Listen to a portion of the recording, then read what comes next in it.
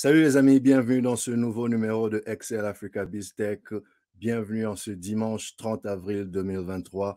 Vous êtes nombreux à nous suivre. Merci à vous tous pour votre amitié et votre fidélité. Moi, c'est Dr JP Mouka et aujourd'hui, j'ai l'insigne honneur, l'immense plaisir, chers amis, de m'entretenir encore une fois avec vous pour parler Congo parce qu'il s'agira aujourd'hui d'un parti pris congolais.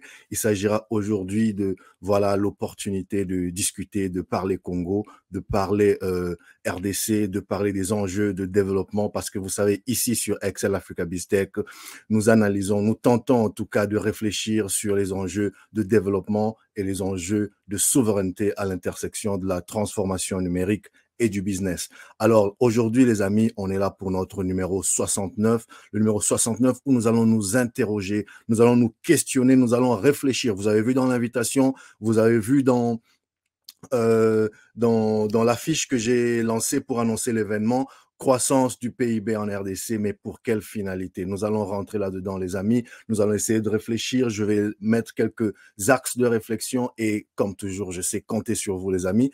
Je sais compter sur vous pour déjà m'interpeller, pour me dire ce que vous en pensez, pour me partager votre expérience. Nous avons chacun un savoir dans un domaine, dans un autre, parfois spécialisé, parfois générique et généralisé.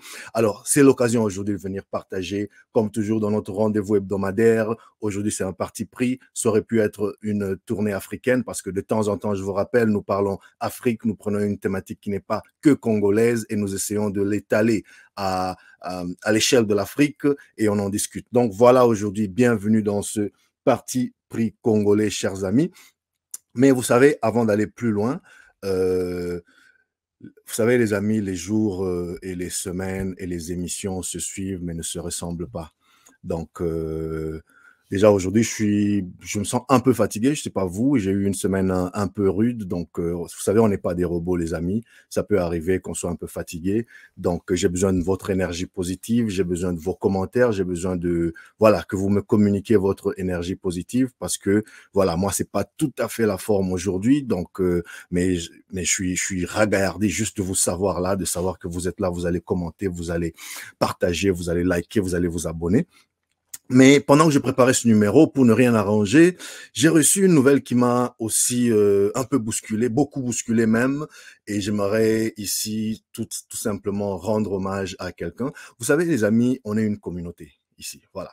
C'est vrai, la plupart du temps, on vient, on rentre dans le vif du sujet, on parle économie, on parle finance, on parle business, on parle de sujets, entre guillemets, durs, et toujours pour l'avancement de l'Afrique, pour l'avancement de la RDC.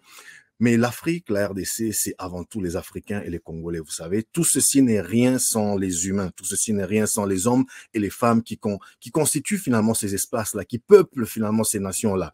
Et en parlant d'hommes et des femmes, il y a donc un volet social, on est dans une communauté, donc parfois il y a des choses qui se passent. Et j'étais en train de vous dire que tout à l'heure, en préparant ce numéro, je suis tombé sur une nouvelle qui m'a secoué parce que j'apprenais la mort, oui, le décès inopiné d'un ami, d'un frère, d'un condisciple avec qui j'ai cheminé longtemps. Et pour ceux d'entre vous qui voilà qui résidaient ou qui vivaient ou qui avaient vécu au Katanga, ça pourrait vous parler, surtout les habitants de Likasi, en particulier mon quartier, les habitants du quartier, pardon. Donc surtout les habitants du quartier Mission, tout simplement pour rendre hommage à un certain Alain Figo Kabangou. Je ne sais pas si vous connaissez, certains d'entre vous connaissent, mieux connu sous le nom de Dekaba.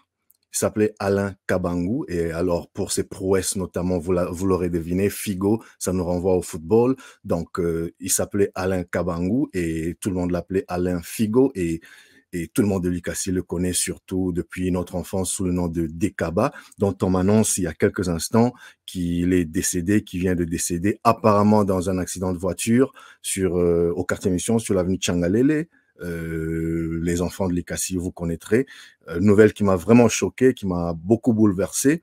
Donc, si vous en savez plus, mettez-moi en commentaire, dites-moi ce que vous en savez, partagez sur les réseaux sociaux. D'ailleurs, j'ai vu, vous savez, avant de commencer l'émission, en général, j'essaie de pas trop rentrer sur les réseaux sociaux, trop ouvrir les posts et autres pour ne pas être distrait. Mais là, pendant que je lançais ce live, j'ai vu qu'il y avait des amis, des frères, des collègues du quartier mission qui avaient commencé à lancer. Donc, le quartier mission est en deuil, Likasi est en deuil. Ce fut un énorme athlète, ce fut un footballeur, mais de génie. Moi, j'ai joué avec lui, j'ai partagé le vestiaire avec lui. On a gagné avec lui l'interscolaire avec Oustaoui. Donc, c'est quelqu'un que je connais, c'est un frère. On a traversé de bons moments, on a travaillé ensemble, notamment sur le terrain de football, on s'est entraîné ensemble.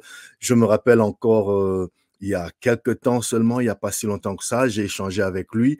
C'était pour la première fois après une certaine période d'absence, et il me parlait de ses enfants, il me parlait de sa famille, que je n'ai malheureusement pas eu le plaisir de rencontrer ni de connaître.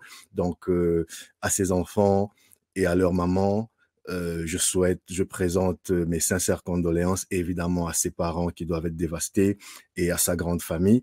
Donc, franchement, c'est une très mauvaise nouvelle pour moi, pour le quartier mission, pour l'ICASI, mais pas seulement pour l'ICASI, parce que ce fut un footballeur, comme je vous disais, mais un footballeur génial qui a joué. Donc, on a joué ensemble dans l'équipe d'Ousta, où on a gagné les tournois interscolaires ensemble. Lui, il est allé plus loin que la plupart d'entre nous. Il a joué pour US Panda. Je pense qu'il a joué pour Vijana Katuba. Il a joué pour Lupopo. Donc, c'est un footballeur à l'échelle du Katanga. Je ne sais pas si avec Lupopo, il s'est fait connaître en dehors du Katanga, notamment à Kinshasa et dans les autres provinces. Je n'ai pas beaucoup suivi son parcours après ça, mais tout ce que je sais, et tout le monde est unanime, c'est vraiment un talent qui vient de partir. Et il était bourré de talent, un footballeur hors pair. Et donc, je m'incline devant sa mémoire, cher ami. Tu nous as précédés dans l'au-delà. Repose en paix, que la terre de nos ancêtres te soit douce et légère, et que Dieu s'occupe de tes enfants, de ceux qui t'aimaient, que tu as laissés derrière. Voilà un petit mot pour rendre hommage à un grand ami. Si vous en savez plus, mettez-moi en commentaire. Si vous êtes de l'ICASI, la communauté de l'ICASI est en deuil. La communauté des Adousta, les Adousta, c'est nous les anciens Dousta, oui. On est en deuil. La communauté du quartier mission est en deuil. La communauté footballistique du Katanga est en deuil. Donc, franchement, c'est un grand Congolais qui vient de partir, et je ne peux que m'incliner devant sa mémoire. Et j'ai dit merci. Merci beaucoup, les amis. Alors, c'est pas facile de passer du coq à l'âne comme ça, d'un sujet aussi lourd à un autre, parce que, oui, vous savez, les amis, le Congo aussi va mal. Vous savez, nous, on va mal, parfois on va bien, parfois on va mal, mais le Congo est un malade chronique. Le Congo est en coma depuis plusieurs années comme ça. Donc, de temps en temps, on se penche à son chevet, chacun avec son petit comprimé, sa petite aspirine, son petit calmant, pour essayer voilà, pour voir comment essayer de relever ce Congo. Et ça n'est pas une mince affaire, je vous promets, les amis. C'est pour ça que il faut encourager quelqu'un qui fait quelque chose pour le Congo. Point barre. Tout ce que tu peux essayer de faire pour le Congo, il faut encourager. On est fatigué, on est gavé de mauvaises nouvelles sur le Congo. Tout est fait pour tirer notre pays vers le bas, et parfois nous-mêmes, on ne fait pas assez pour s'en sortir. Et donc, chaque fois qu'il y a une petite initiative, soit-elle intellectuelle, matérielle, physique, qui peut galvaniser les Congolais, qui peut redonner de l'espoir, qui peut faire réfléchir, qui peut aider concrètement dans d'autres domaines les Congolais, financiers ou autres, il faut toujours applaudir, parce que notre pays est malade partout. Notre pays a besoin de tout, et notre pays a besoin de nous tous. Donc, voilà, les amis, avec cette entrée en matière plutôt morose, plutôt glauque, plutôt triste, on va aller dans le vif du sujet pour parler de la croissance. La croissance, le PIB. Vous avez probablement suivi, comme moi, dans les nouvelles de cette semaine, là on est donc à la dernière semaine d'avril 2023, que la croissance, le PIB de la RDC a cru dans l'année 2022 de 6,1, de 6,2 à 8,6%. 8,6% de PIB, c'est une croissance, c'est parmi les meilleurs élèves. On parle de résilience, on parle de performance exceptionnelle, et ça n'est rien moins que exceptionnel quand au regard des autres, parce qu'il y a d'autres pays qui sont vraiment à la traîne, y compris des nations développées qui sont à la traîne en ce qui concerne le PIB. Donc 8% de croissance dans le PIB par les temps qui courent, les amis. Ça n'est pas chose facile. Donc, commençons déjà par acclamer quelque chose, commençons déjà à saluer quelque chose qui s'est bien passé, qui s'est plutôt bien passé dans notre pays. Mais que cette acclamation, que cette réjouissance ne nous empêche pas de nous poser des questions. Et la question principale aujourd'hui, c'est cette croissance, pourquoi faire? À qui profite-t-elle? Pourquoi faire? Croissance de 8,6%. Pourquoi faire? Pour quelle finalité? Elle profite à qui? Elle bénéficie à qui?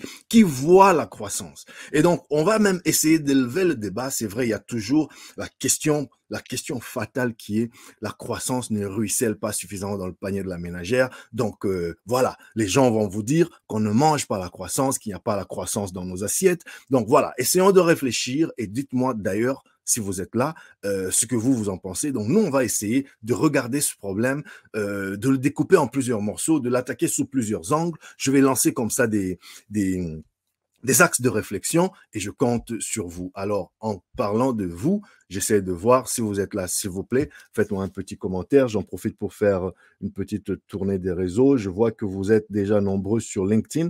Merci beaucoup. En passant sur LinkedIn, on est déjà, on s'approche très tranquillement vers les 8000 personnes qui me suivent sur LinkedIn. Je vous suis infiniment reconnaissant. 8000, ce n'est pas une mince affaire. Facebook, vous êtes aussi nombreux et YouTube aussi. Mais quoi qu'il en soit, rendez-moi ce service. C'est ce que je vous demande chaque semaine, chaque jour, à longueur de numéro. Abonnez-vous. Abonnez-vous principalement sur ma page, sur mon compte YouTube, parce que la chaîne YouTube, c'est elle qui entrepose toutes les vidéos et c'est elle qui contribue vraiment à la visibilité de cet espace. Et merci pour ceux qui sont déjà amis avec moi sur Facebook et sur LinkedIn. Continuez, partagez ce contenu avec d'autres jeunes Africains, Congolais, étudiants, professionnels, entrepreneurs qui me connaissaient ou qui ne me connaissaient pas ou qui ont quelque chose à dire par rapport au type de contenu, au type de conversation que nous tenons souvent ici. Donc, s'il vous plaît, partagez, restez pas calme, abonnez-vous, ça me donne le moral, ça me rend un peu plus visible dans ce travail et ça nous aide, in fine, à grandir. Donc, les amis, j'étais en train de dire que nous sommes là en train de commenter la croissance et vous avez tous vu que la croissance qui passait de 6,2% à 8,6% en 2022. Donc, belle performance, mais il y a des questions. À qui elle profite? Pour quelle fin? Pour quelle finalité? C'est pour faire quoi tout ça? Croître, bien sûr, mais pour faire quoi? Rappelez-vous, les amis, je vous ai souvent parlé de cet exemple qui peut être un peu banal, trivial, mais qui résume vraiment ce que c'est que le PIB. Vous savez, le PIB, c'est la richesse que produit une nation. C'est la richesse que produit un pays. Et dans le PIB, tout ce qui est produit rentre dans le PIB. Donc, le fameux exemple que je vous ai souvent relaté ici, tu creuses un trou, ça coûte $100, tu donnes $100 pour que quelqu'un creuse un trou, tu as contribué à hauteur de $100 dans le PIB. Tu fais rien de ce trou-là, tu donnes un autre $100 pour que la personne rebouche le trou, tu as contribué un autre $100 au PIB. Donc, à travers cet exercice très inutile, tu viens de contribuer à $200 au PIB. Tu as fait creuser un trou, ça a coûté $100, tu as fait reboucher le trou sans ajouter de valeur, sans rien faire, ça a coûté un autre $100 et tu sais quoi? Tu as contribué $200 au PIB. Mais pour quelle finalité? Pour quelle valeur ajoutée? Aucune. Parce que tu as creusé un trou, puis tu l'as rebouché. C'est ça, de manière très schématique, ce que c'est que le PIB. C'est toute la valeur. C'est pour ça que quand ces chiffres viennent, vous et moi, qui essayons de réfléchir sur notre pays, nous devons toujours nous distancer de ces chiffres qui peuvent être impressionnants. Ils ont le mérite de lancer la réflexion, de nous dire ce qui a été produit. Mais une fois qu'on est là, on applaudit. Il n'y a que les naïfs qui continuent d'applaudir jusque demain. Vous et moi qui réfléchissons sur notre pays, nous devons, une fois après avoir applaudi un peu pour dire, OK, au moins de la richesse a été produite, au moins le gars qui a creusé le trou, bon, OK, il s'est retrouvé chez lui avec un $200, mais nous devons commencer à nous poser la question de pourquoi faire?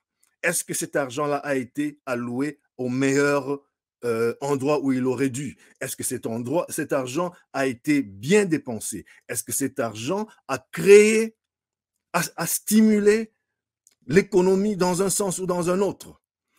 Eh bien, on regarde l'exemple que je viens de vous donner. La réponse, c'est non. Donc, il faut toujours aller derrière les chiffres. Qu'est-ce que nous racontent ces chiffres? Donc aujourd'hui, c'est beaucoup de milliards. Donc la RDC, 8%, ok, très bien. Surtout quand il y a des grands pays qui ne font même pas 3%. Donc on peut dire, ok, on est sur une bonne voie. Mais essayons de voir déjà quelles sont les raisons finalement de cette croissance. Pourquoi cette croissance arrive? Parce que c'est bien.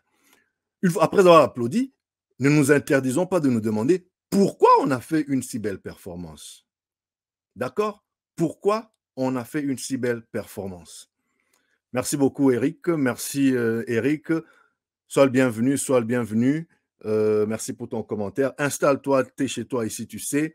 Commente, dis-nous ce que tu as aimé, ce qui t'a parlé le plus et continue de partager ce contenu, les amis. Continue de partager à tes plus jeunes, à Cape Town ou à Kinshasa où tu te trouves en ce moment, aux étudiants que tu encadres, à tous les jeunes Congolais. Je sais que tu es un grand mentor pour beaucoup de jeunes Congolais dans la communauté de Cape Town. Donc, ça me fait plaisir de te voir ici. Donc, partage ce contenu, s'il te plaît. Partage, mon ami, mon Trezeguet.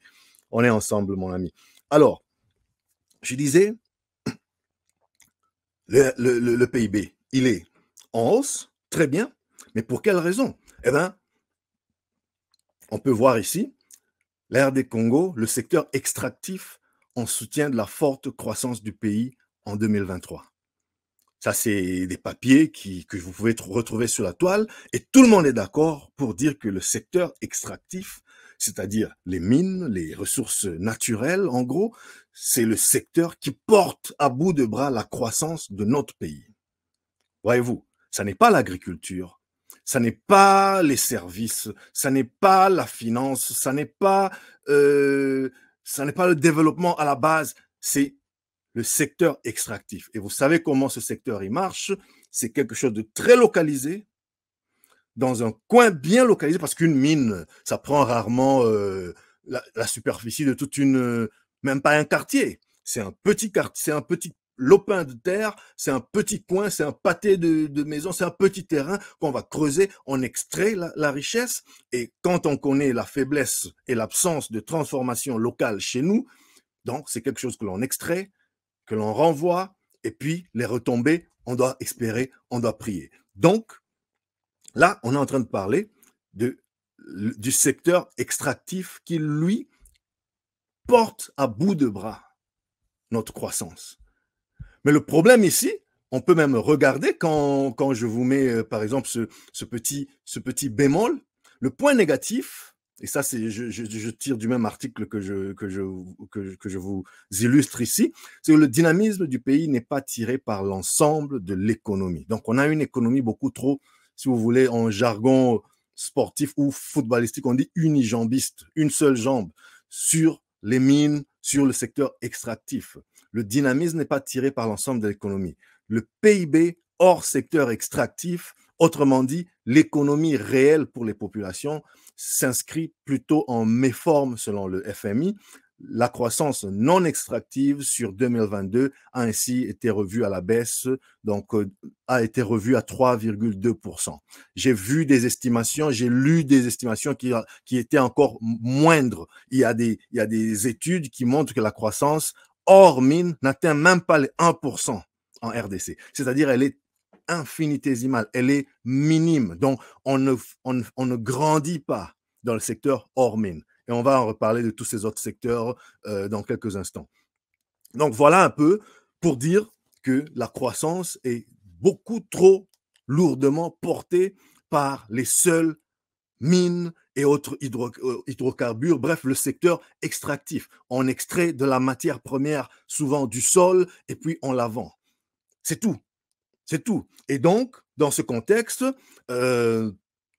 on est tributaire et donc parfois on en bénéficie des prix des matières premières. Là, par exemple, nous savons que depuis quelque temps, avec tout ce qui se passe dans le monde, il y a une embellie des prix des matières premières, notamment le cuivre et le cobalt en RDC. Donc, puisque ces prix-là sont hauts, eh ben, on en profite. On vend à un prix haut et puis nos recettes augmentent.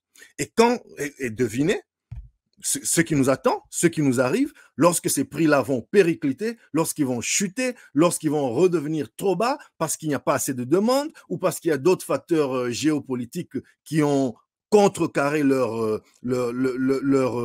expansion, eh ben, on sera encore victime, on sera là à pleurer parce qu'on est en récession, c'est-à-dire croissance négative sur deux trimestres. Donc, aujourd'hui, en fait, c'est ça le constat. Le constat, il est aussi triste que ça. On ne fait rien. On est là, on est des bénéficiaires de quelque chose qui nous arrive. Voilà, c'est comme tu as un bien, c'est comme si tu es héritier, tu as hérité d'un bien de tes parents décédés. Tu ne fais rien pour en ajouter la valeur, tu ne fais rien pour en retirer une intelligence quelconque, eh ben, ce bien-là, juste en existant, de par sa simple existence, il te procure un certain avantage. Pourquoi pas? Pourquoi pas?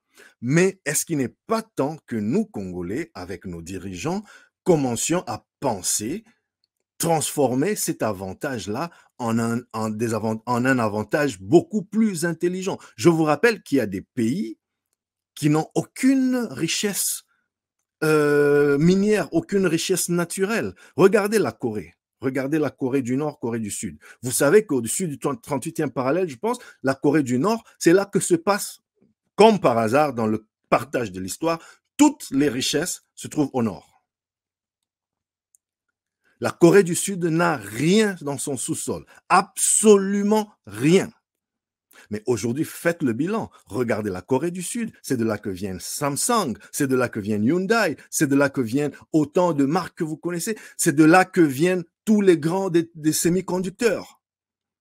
Voyez-vous? Donc, si des gens qui ont zéro ressources naturelles ont pu s'asseoir, s'arrêter et dire, voilà, comment on va développer nos économies, à combien plus forte raison, nous qui en avons déjà. D'ailleurs, je pense que les plus cyniques, peut-être les plus réalistes d'entre nous, disent que c'est justement parce que nous avons ces ressources naturelles que l'on ne s'est jamais assis pour penser à autre chose, parce que on se dit, ben, c'est comme ça, c'est un peu ce qu'on appelle la malédiction des matières premières. Qu'est-ce que vous en pensez? C'est un peu le dilemme de la poule et de l'œuf, c'est un peu un catch-22, comme on dit. Ceux qui n'ont aucune ressource et qui s'en sortent, comme la Corée du Sud, on se dit, waouh, ces gens, ils sont intelligents. Ils n'ont rien, mais ils se sont assis pour dire comment on peut rentabiliser notre économie. Et aujourd'hui, la Corée du Sud, excusez-moi du peu, mais ils n'ont rien à envier à tous ces pays qui s'appellent scandales géologiques. Eux, ils ont juste pressé leur jus de cerveau. Ils nous ont pondu un Samsung. Ils nous ont pondu toutes ces boîtes des semi-conducteurs. Voyez-vous? Et nous, on n'a pas utilisé notre jus de cerveau du tout. On a mis zéro intelligence. On creuse juste. Et vous savez, chez nous, le sol est tellement riche, le sous-sol est tellement riche que dans certains coins du Congo, vous n'avez même pas besoin d'équipements sophistiqués pour creuser. Vous creusez à main nue et vous retrouvez une pierre précieuse. Donc, il y en a qui disent que c'est justement parce que nous sommes si naturellement riches que nous sommes paresseux. C'est un peu l'histoire de l'élève qui habite à côté de l'école. C'est lui qui arrive toujours en retard. Vous connaissez cette histoire, non? Nous tous, on a été élèves à un moment donné. Regardez le gars qui vient de loin. Nous, on était à Likasi. Les gars de Cambo visitaient toujours à l'école les premiers. Parce que Cambo, c'est à 30 km. Hein? Donc, Cambo, il faut prendre ton bus à 5h30. Si tu rates ton bus de 5h30, eh ben, il n'y a pas école pour toi ce jour-là. Nous, on était à Likasi, ben, on dormait jusqu'à 6h30, 7h, s'il fallait être à l'école à 7h30. Mais quand tu es à Cambo, tu sais que 5h30, le bus, il est parti. Si tu as raté le bus, eh ben, il n'y a pas école pour toi. Résultat des courses, les enfants de Cambo visitaient toujours à l'école à 6h30. Alors que l'école commençait à 7h30. Nous qui habitions à côté là-bas, on arrivait limite à l'heure.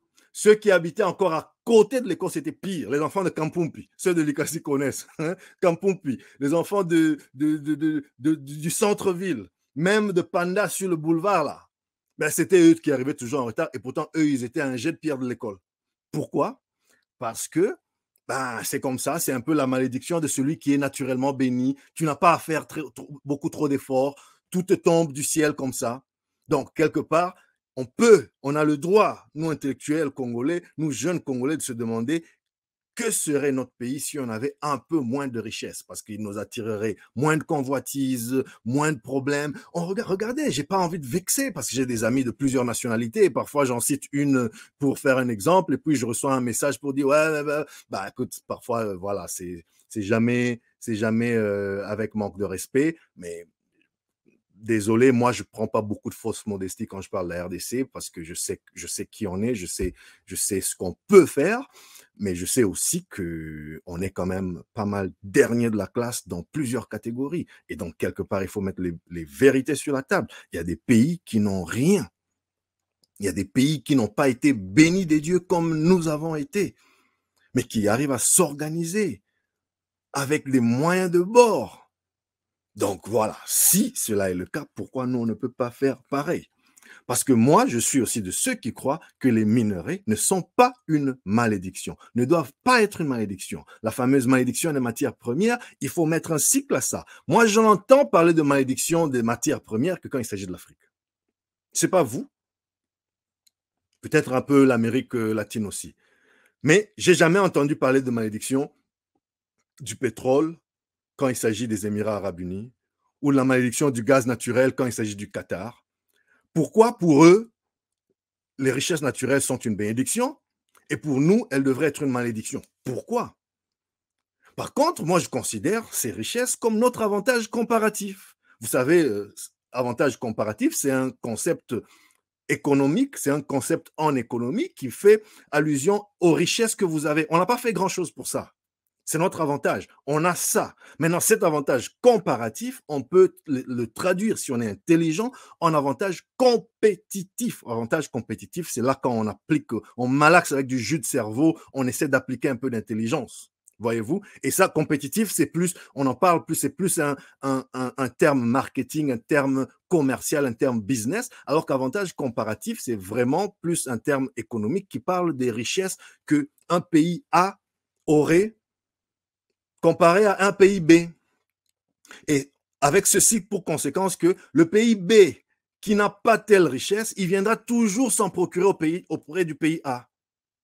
Donc, pour prendre l'exemple de la RDC, si nous avons par exemple le cuivre, et nous savons combien le cuivre rentre dans la fabrication de tout ce qui est fil électrique, de tout ce qui est batterie électrique, de toute la transition énergétique qui est en train d'arriver et qui est déjà là. Voilà. Le cuivre, nous, on n'a rien fait pour ça. Moi, je suis né au-dessus du cuivre. Comme ça, là. J'ai rien demandé. Je suis né sur du cuivre. Le cuivre que d'autres cherchent. Le cuivre dont d'autres se disent, si seulement on pouvait avoir suffisamment de cuivre chez nous, avec tous les autres avantages, avec tous les autres progrès qu'on a pu réaliser, on serait les plus grands du monde. Moi, je suis né sur le cuivre. Je suis né sur le coltan. Je suis né sur le diamant. Je suis né sur le cobalt. Toutes ces matières premières prisées. Mais j'ai rien fait pour. Donc, pour nous, Congolais, c'est un avantage comparatif. On n'a rien fait pour ça. Et ceux qui en manquent, ils sont obligés de venir faire affaire avec nous. Parce que sinon, ils ne peuvent pas en fabriquer. C'est compliqué.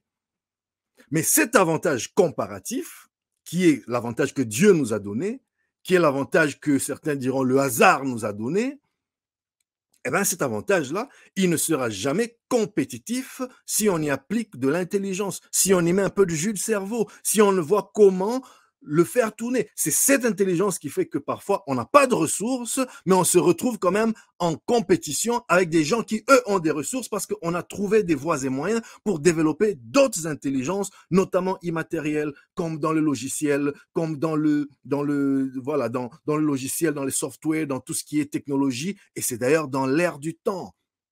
C'est pour ça que je citerai je pense que c'est Idrissa Berkane qui, dans une de ses conférences, parlait de creuser le ciel. Vous savez, nous, en RDC, creuser le sol nous a quand même rapporté pas mal d'emmerdes comme ça. Creuser le sol nous a quand même rapporté pas mal d'emmerdes comme ça. Tout le monde vient, les guerres, je ne parle pas des agressions, je ne parle pas des agressions actuelles, Tout ça pour notre sous-sol, pour creuser notre sous-sol. Donc, quelque part, comme les anciennes civilisations de Babylone, comme les anciennes civilisations intelligentes, il faudrait arriver à se dire maintenant, ce qu'il faut, c'est creuser le ciel.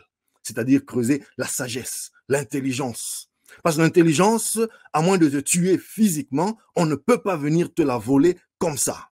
C'est-à-dire, si tu es intelligent et que tu es dans un cadre qui protège le fruit de tes réflexions, c'est des choses que tu emmènes avec toi partout, que tu emmènes avec toi partout. Aussi longtemps que tu as la vie, aussi longtemps que tu respires, aussi longtemps que tu peux exercer ton travail, eh ben, ton intelligence, elle tourne et elle résulte dans une certaine créativité que personne ne peut t'arracher à moins de te nuire physiquement. Voyez-vous?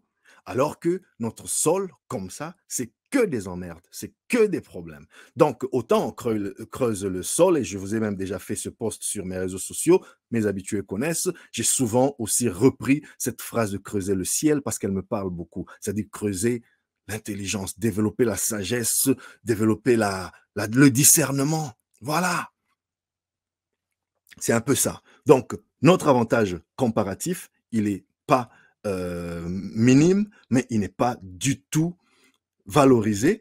Résultat des courses, il n'y a pas le fameux ruissellement, il n'y a pas le fameux, voilà, quand il y a augmentation, elle reste quantitative, mais elle n'est pas qualitative, elle ne ruisselle pas jusque dans l'assiette des plus modestes. Donc voilà un peu. Mais quand on regarde les raisons, quand on regarde les raisons qui font que nous soyons aussi, que ce ruissellement-là n'arrive pas, c'est parce que, eh ben, nos richesses notamment minières, comme vous le savez, elles ne se négocient pas, elles ne se traitent pas dans nos petits précarés locaux. C'est des richesses qui, par la force des choses, par la fameuse mondialisation, se sont justement mondialisées. Donc le cuivre, le cobalt qui est retiré à Kolwezi ou à Likasi, qui est soutiré de notre sol de Kolwezi ou de Likasi, eh ben, il est vendu en bourse de Chicago ou en bourse de Toronto. Il est tributaire de la santé économique de la Chine, parce que la Chine en est un des plus gros consommateurs, étant la première économie du monde. Donc, du coup, lorsque la Chine est fermée pendant 1 an, 2 ans, c'était 2 ou 3, je ne sais plus, avec leur politique zéro Covid, quand la Chine est fermée comme elle l'a été, plus que tout autre pays pendant la Covid, eh ben, un pays comme le nôtre qui n'a pas appliqué son jus de cerveau, qui n'a pas pressé son cerveau pour faire autre chose que creuser les sacs que vous voyez là, eh ben, qu'est-ce qui nous arrive? Eh ben, ce qui nous arrive, c'est que on est étouffé. On est étouffé parce que la Chine n'achète pas. La Chine n'achète pas. Et puis quand la Chine va acheter, il y aura un autre regain. C'est un peu comme ça, au gré des vagues, au gré des vagues. Tous ceux qui, comme moi, ont grandi dans des régions, dans des zones minières au Congo, connaissent. À Likasi, à Lubumbashi, à Kolwezi. Quand on parle de Boulongo, tu vas voir, c'est connu de tous. À un moment, on vous dit non, ces jours-ci, l'économie au ralenti. Parce que tous les Boulongo, ma Boulongo, t'es na funga. Donc, il n'y a plus de mines, il n'y a plus de gens qui viennent créer. Et donc, ce village-là se meurt. Il n'y a plus de consommation. L'argent ne circule plus. Voyez-vous? Parce que quand l'argent circule, quand nous creusons, eh ben, nous ne faisons rien pour transformer. Nous n'appliquons aucune intelligence sur place. Eh ben, ça fait que la matière première, elle va finir là où elle doit finir, c'est-à-dire pour servir les intérêts de ceux qui avaient commandé qu'elle soit extraite, en nous laissant des miettes au passage. Et puis, elle va développer leurs économies. Ils vont construire des voitures, ils vont construire des semi-conducteurs, ils vont faire tout ce qu'il y a à faire. Et nous, puisqu'ils ne nous ont pas acheté nos matières premières ces derniers temps, eh ben, on va dire, ces jours-ci, l'argent ne circule pas. Est-ce que vous ne connaissez pas cette réalité? Soyez pas tranquille. Trezeguet, tu es là. Je vois, Eric, tu es sur la ligne. Dis-nous ce que tu en penses. Est-ce que cette réalité ne te parle pas? Que vous soyez à l'est de la RDC, que vous soyez à l'est là où il y a l'or, le coltan et tous les minéraux, que vous soyez au Kasaï, là où vous êtes né sur le diamant, que vous soyez au Katanga, eh ben, c'est tout ce qui se passe. La réalité, elle est la même. Merci beaucoup, Monsieur K. Je vois ici un commentaire. Oui, oui, voilà ce que nous avons subi. Le boulongo, le boulongo. Voilà. C'est comme ça. Quand le boulongo est fermé, il n'y a rien. Merci beaucoup pour ton commentaire, Boulisto. Merci beaucoup. Merci, le juif El Boulisto, parce que Voilà, merci pour ton commentaire. Donc, c'est ça. Et toi, tu en sais quelque chose. Tu es un homme d'affaires. Hein. J'ai la chance de connaître personnellement certaines personnes, et pendant longtemps, certaines personnes qui commentent aujourd'hui. Donc, permettez que parfois, je m'incline un peu sur leur cas. Parce que là, par exemple, mon ami Monsieur Cash, le juif elbouliste, c'est un homme d'affaires. C'est un homme d'affaires qui, lui, opère au Katanga notamment, dans l'habillement. Et il sait bien que quand il n'y a pas de boulongo, son business, il est par terre. Il doit faire ça, il doit galérer. Mais quand il y a le boulongo, oh, mais ça chauffe, tout le monde achète, tout le monde achète. Donc, il faudrait qu'on commence à... Et pourtant, lui, il est dans les services. Et on va revenir pour parler des services et de la diversification de nos économies, justement. Donc, merci à tous ceux qui commentent jusque-là. Merci beaucoup. Je crois qu'il y a aussi un commentaire sur LinkedIn. Si vous êtes là, s'il vous plaît, restez pas calme. Faites comme ceux qui emboîtez le pas de Eric, de Cash et de tous les autres qui sont en train de commenter. Nourrissez cette discussion avec vos expériences. C'est en fait ça l'idée de cet espace, les amis. Vous amenez vos expériences, vous apportez votre vécu, vous apportez votre petit angle. Voilà. Donc, je vais continuer, les amis, en parlant des avantages. Donc, on a parlé de nos avantages comparatifs, etc.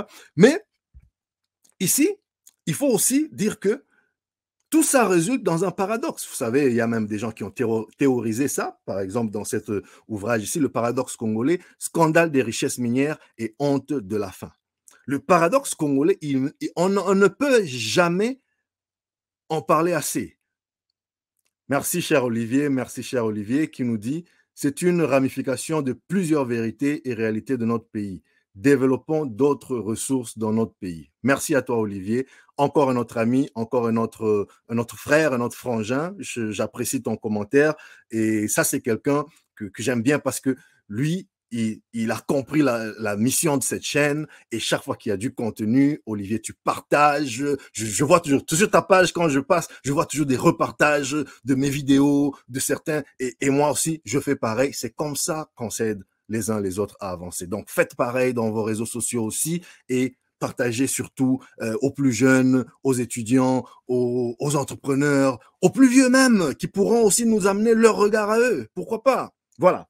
Alors, donc, j'étais en train de parler ici du paradoxe. Quand on parle du paradoxe ici, là, de la croissance qui fait que, bon, voilà, il y a beaucoup de richesses de construites, mais très peu qui ruissellent jusque dans le panier de la ménagère. C'est tout simplement parce que tout le monde vous dira, tout le monde qui s'y connaît en économie vous dira que, eh ben, il y a toujours un problème. Quand on développe, quand une croissance qui résulte du secteur primaire ne peut pas développer un pays. Le secteur primaire, c'est quoi? C'est les extractions. Le secteur primaire, c'est vraiment les matières premières. D'accord? Le secteur secondaire, c'est la transformation. Le secteur tertiaire, là, c'est les services. On va en reparler, je vais vous illustrer ça en plus d'exemples. Mais aussi longtemps que notre croissance viendra des boulongos, des mines, des puits des hydrocarbures, sans qu'on applique notre jus de cerveau, sans qu'on ne presse notre jus de cerveau, c'est pire que la culture de la cueillette et du ramassage. C'est pire, parce que les ressources naturelles, elles, on sait. Encore, la cueillette, on sait que l'arbre, il est là, aussi longtemps qu'il est arrosé, quand c'est la saison, il va produire.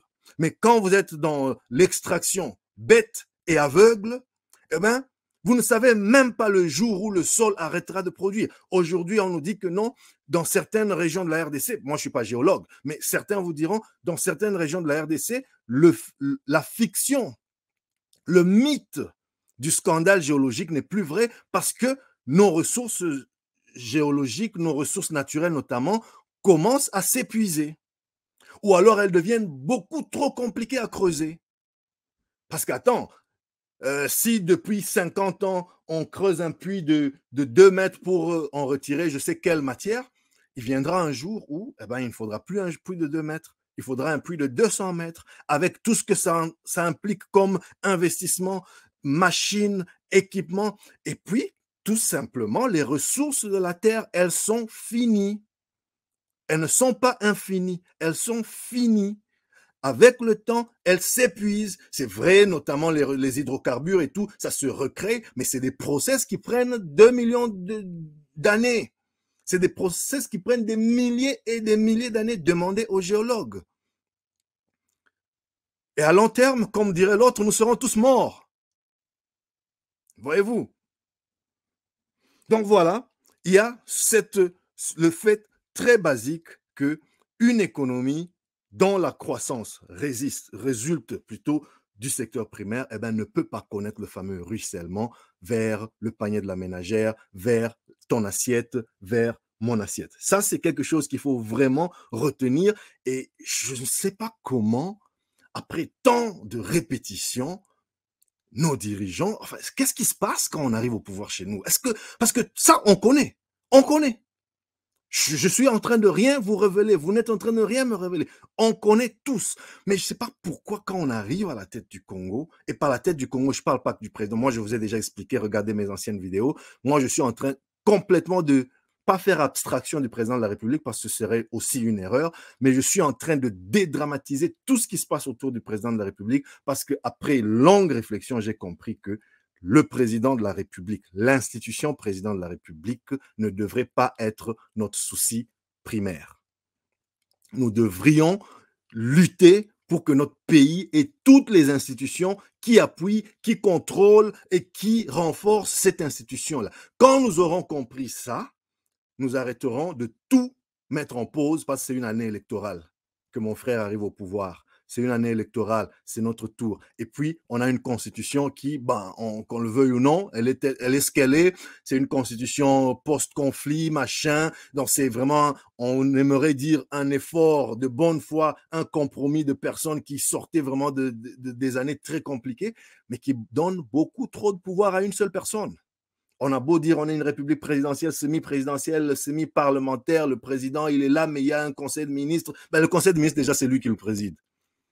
Il y a un premier ministre, ben, le premier ministre, c'est lui qui le nomme, c'est lui qui... Bref, donc, concrètement, le président, quel qu'il soit en RDC, pour moi, il a beaucoup trop de pouvoir.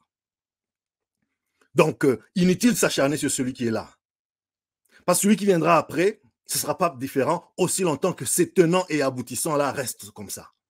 C'est pour ça que ici, vous m'entendrez rarement m'acharner sur un président de la République, surtout dans les conditions qui sont les nôtres chez nous. Nous, jeunes, on doit commencer à comprendre les tenants et les aboutissants de ce qui se passe chez nous. Nous, intellectuels, on doit commencer à comprendre ça. Parce que sinon, tu passes ton temps à insulter un individu ou une équipe, mais tu ne te rends pas compte. Ça ne veut pas dire que les individus en place ne peuvent pas mal faire, mais ce que je suis en train de dire dans le développement, si on veut se développer, il faudra que l'on remette en question les fondements de notre développement, y compris notre constitution. Ce n'est pas la Bible qui est là et qu'on ne doit jamais toucher. Moi, je suis très indulgent, d'abord parce que je ne suis pas constitutionnaliste et je reconnais la complexité du travail. Donc, je laisse ceux qui sont qualifiés à le faire ce travail-là. Mais moi, en tant que citoyen, je m'interroge juste en me disant que, voilà, il y a des choses, il y a des inepties dans la manière dont notre État est conçu. Je vous ai parlé la semaine passée ou il y a 2 semaines, c'était des fameux équilibres qu'on appelle pudiquement équilibre, comment on appelle ça déjà? Équilibre sociologique, qui n'est en fait autre chose que le tribalisme, en fait. Appelons un chat, le tribalisme. On a des institutions et une constitution qui consacrent le tribalisme. C'est-à-dire, j'ai 2 compétents de tel espace régional, espace géographique, mais puisque il y a un autre incompétent d'un autre espace, j'en élimine l'un des 2 compétents, je prends quand même l'autre, parce que pour que les autres aussi se sentent un peu congolais, qu'ils ne se fâchent pas, qui ne fassent pas sécession, qui ne se désolidarisent pas de la nation. Ben, comment vous appelez ça? On peut appeler ça pudiquement équilibre sociaux, je sais quoi. C'est du tribalisme. Maintenant, quand on ajoute du népotisme, là, on retombe dans le fond de la bêtise. Donc, tout ça, c'était pour dire, les amis, questionnons-nous sur pourquoi les choses sont comme elles sont, au lieu de nous arc-bouter sur des individus. Ici, vous m'entendrez très peu parler des individus. Ça ne m'intéresse pas. Pas parce que les individus ne m'intéressent pas, mais parce que je sais que les individus portent un habit, une fonction. Voyez-vous, quand moi je veux parler des individus, je le fais dans un cadre privé. Je parle avec mes amis, d'autres amis, souvent en leur présence, parce que sinon c'est le gossip. Voyez-vous, mais quand vous voulez parler des individus qui ont endossé l'habit d'homme d'État, dans le public, il faut toujours, quand on critique, que ce soit positivement ou négativement, que l'on prenne toujours la distance nécessaire pour que on ne soit pas là en train d'applaudir juste parce que c'est mon frère, il est de ma tribu, ou de critiquer parce que non, parce que eux aussi, ils ont beaucoup mangé, qu'il fasse passer aussi les autres. Ce n'est pas comme ça qu'on développera ce Congo-là. Je suis désolé. On va avancer, les amis. Donc, la croissance, elle n'arrive pas dans le panier de la ménagère. On a beaucoup de problèmes. Malnutrition, regardez ces enfants-là. Mal logement, regardez dans quelles conditions vivent nos frères et sœurs. Ça, c'est pas des images antiques qu'on a mis aujourd'hui pour parler des livres d'histoire. Nos compatriotes vivent comme ça aujourd'hui. Pas d'eau potable, pas de courant, y compris dans les grandes villes. C'est pas des problèmes que des villages. Les villages eux-mêmes, ils se vident. Exode rural. Tout le monde va vers la ville. Des villes donc qui s'en retrouvent obèses, des villes donc qui ne respirent plus. Moi, je ne sais pas ce que vous en pensez, mais moi, je sais, et je sais que je ne vous apprends rien en vous disant qu'une ville comme Kinshasa n'est plus viable. Donc là, parlons de construire une autre ville à côté, c'est arrivé dans beaucoup de pays, l'ancienne ville est là, on peut construire une nouvelle métropole, mais la ville de Kinshasa, par exemple, telle qu'elle est aujourd'hui, et Lubumbashi en prend le chemin. C'est des villes qui deviennent de moins en moins viables. Il ne fait plus bon vivre, pollution sonore, pollution, la poussière, la saleté, les foulous, bref, une population devenue bizarre. Fais un tour, hein, fais un tour. Moi, j'ai vécu à Kinshasa. Fais un tour, reste à Kinshasa, quitte Kinshasa quelques années et puis tu reviens. Tu ne reconnais plus rien. Tu ne reconnais plus rien. Tu te dis, en fait, ce pays-ci, surtout quand tu es à l'étranger, tu te dis Congo, Congo, Congo, tu aimes le Congo, tu fais quelque chose pour le Congo, tu essaies de... Mais le jour où tu rentres au Congo, bon, je parle de Kinshasa, c'est pas que Kinshasa, ça peut être Matadi pour vous ou ça peut être Goma pour l'autre. Mais moi, je parle par exemple de Kinshasa, une ville dans laquelle j'ai vécu. Kinshasa est la seule ville congolaise où j'ai vécu à l'âge adulte. Moi, j'ai grandi dans le Katanga, mais j'étais enfant, j'étais petit. Puis j'ai quitté le pays. Quand je suis revenu au Congo en tant qu'adulte, Kinshasa, c'est ma ville. La Gombe, c'est mon quartier, c'est mon lieu de résidence. Mon adresse congolaise, elle est à la Gombe. Mais quand je quitte le Congo, je fais 6 mois sans revenir, je rentre, même la Gombe, je ne la reconnais plus. Donc des fois, on se dit, c'est pas possible. En fait, on se fait des fictions sur un pays qui est notre pays, que l'on aime, que l'on chérit, et on se dit, voilà ce que je peux essayer de faire, voilà, j'en ferai plus quand je pourrai. Et puis, de temps en temps, tu te dis, mais est-ce que, en fait, c'est encore un amour, c'est encore un attachement légitime, parce que le pays que tu veux développer, là, en fait, il n'est plus le même. Il n'est plus le même. Il n'est plus là où tu l'avais laissé. Toi, tu parles de développement avec les indicateurs que tu as, parce que nous tous, on a quand même une mémoire, une matrice. Tu connais les problèmes qui étaient les tiens et ceux de tes proches et ceux des autres, de ta communauté, de ta société. Mais quand tu reviens, tu te dis, en fait, le problème pour lequel je me suis évertué à travailler dur à l'étranger pour un jour venir mettre fin à ce problème, il est devenu entre-temps insoluble. Voyez-vous? Insoluble parce que même la population a changé. Moi, quand je vous dis, écoutez, on va pas faire de débat ici. Moi, je ne me considère pas comme un Quinois dans le sens, parce que je sais que souvent, nos frères Quinois aiment s'approprier au Quinois. Moi, je ne suis pas un Quinois. Je n'ai pas grandi à Kinshasa. Mais j'ai vécu ma vie adulte à Kinshasa. Donc, Kinshasa est la ville au Congo aujourd'hui où j'ai le plus de repères, que je connais le plus en termes d'adultes, de décideurs, comparé même à la ville où j'ai grandi, Likasi. Parce que Likasi, j'y reviens pour visiter mes parents, j'y reviens. Je ne me souviens pas de la dernière fois où j'ai passé tout un week-end à Likasi. J'y reviens pour des allers-retours, j'y reviens pour maximum un week-end, puis je suis reparti parce que, voilà, il n'y a presque plus rien, mais même là-bas aussi, des fois j'arrive dans mon quartier, je ne reconnais plus rien. Plus rien. Les espaces verts, tous vendus. Notre terrain, mon terrain, Minich, qui m'a vu grandir, vendu. Il y a des maisons dedans. Non, et ça, c'était une cathédrale. C'était un temple. C'était un endroit où nous, jeunes, on allait se divertir. C'est le temple qui a fait qu'on ne tombe pas dans l'alcool, qu'on ne tombe pas dans tous ces méfaits qui guettent les jeunes. Parce qu'on jouait au football du matin au soir. Pendant les vacances, il y avait des kermesses, il y avait des tournois, des phrasis, on allait au parc.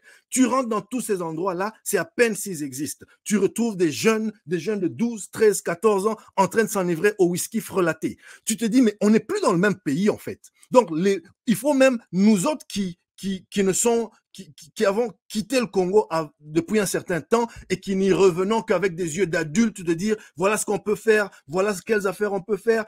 Eh ben, tu rentres, tu te rends compte que en fait, c'est pas le même pays. Tu dois te remettre à jour. La population a changé, les mœurs ont changé, les mentalités ont changé, les gens sont devenus bizarres. Voyez-vous? Dites-moi d'ailleurs ce que vous en pensez. Je sais que c'est un peu un coup de gueule. Je vous avais dit en début d'émission que je me sentais pas très bien. Et en plus, la mort de mon ami des Kaba, Alain Figo Kabangou, m'a vraiment bouleversé. Donc aujourd'hui, je suis un peu tanné, je suis un peu fâché. Hein, pour dire un peu comme ça. Donc voilà, je sors des trucs comme ça, mais on reste sur notre sujet. D'accord.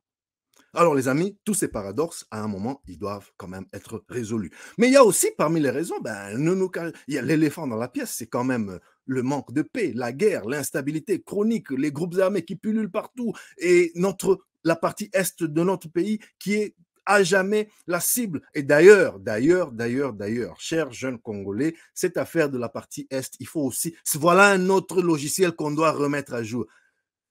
Il n'y a pas que la partie est de notre pays qui est menacée aujourd'hui. Je dirais même, il n'y a pas une seule partie de notre pays qui ne soit pas menacée. Aller au centre, aller au sud, l'invasion, l'infiltration, elle est partout.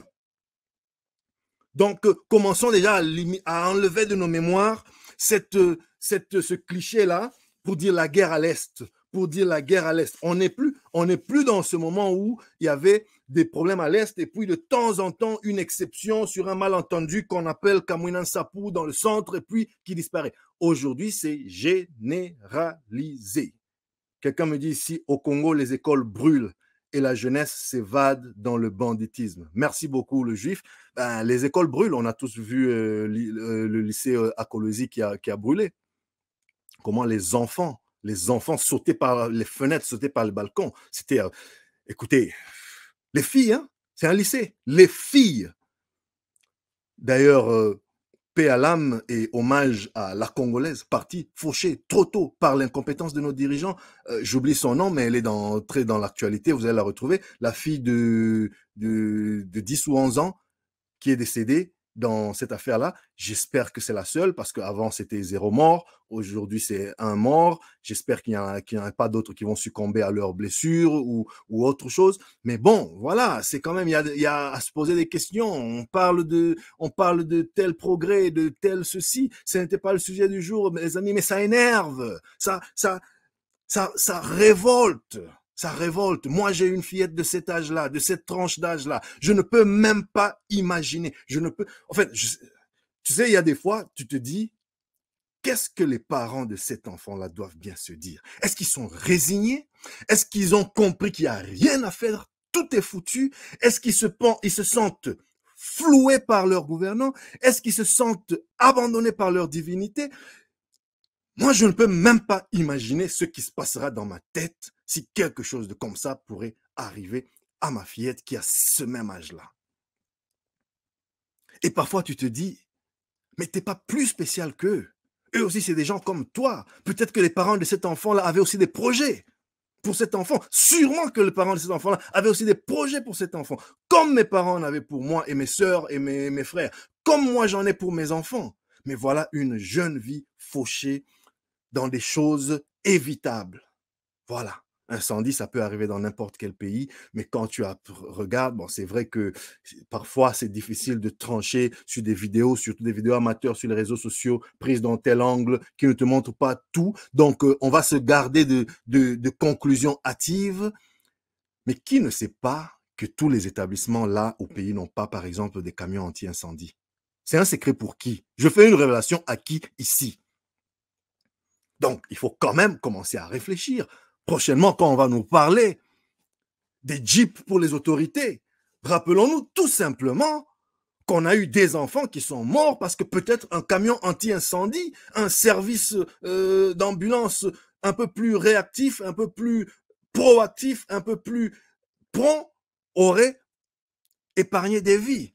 Donc, vous voyez un peu, tout ça, ça fait que il faut qu'on soit décomplexés. Jeunes Congolais, soyons décomplexés. Mes amis sur mes réseaux, je sais que vous n'êtes pas tous Congolais, mais beaucoup d'entre vous, vous êtes des amis du Congo et ces réalités s'appliquent à vous, quel que soit votre pays. Chez nous, au Congo, on a acquis la fâcheuse manie d'appeler tout le monde Excellence. Écoutez, ça n'est pas de l'irrespect que d'appeler un ministre Monsieur le ministre. Je suis désolé.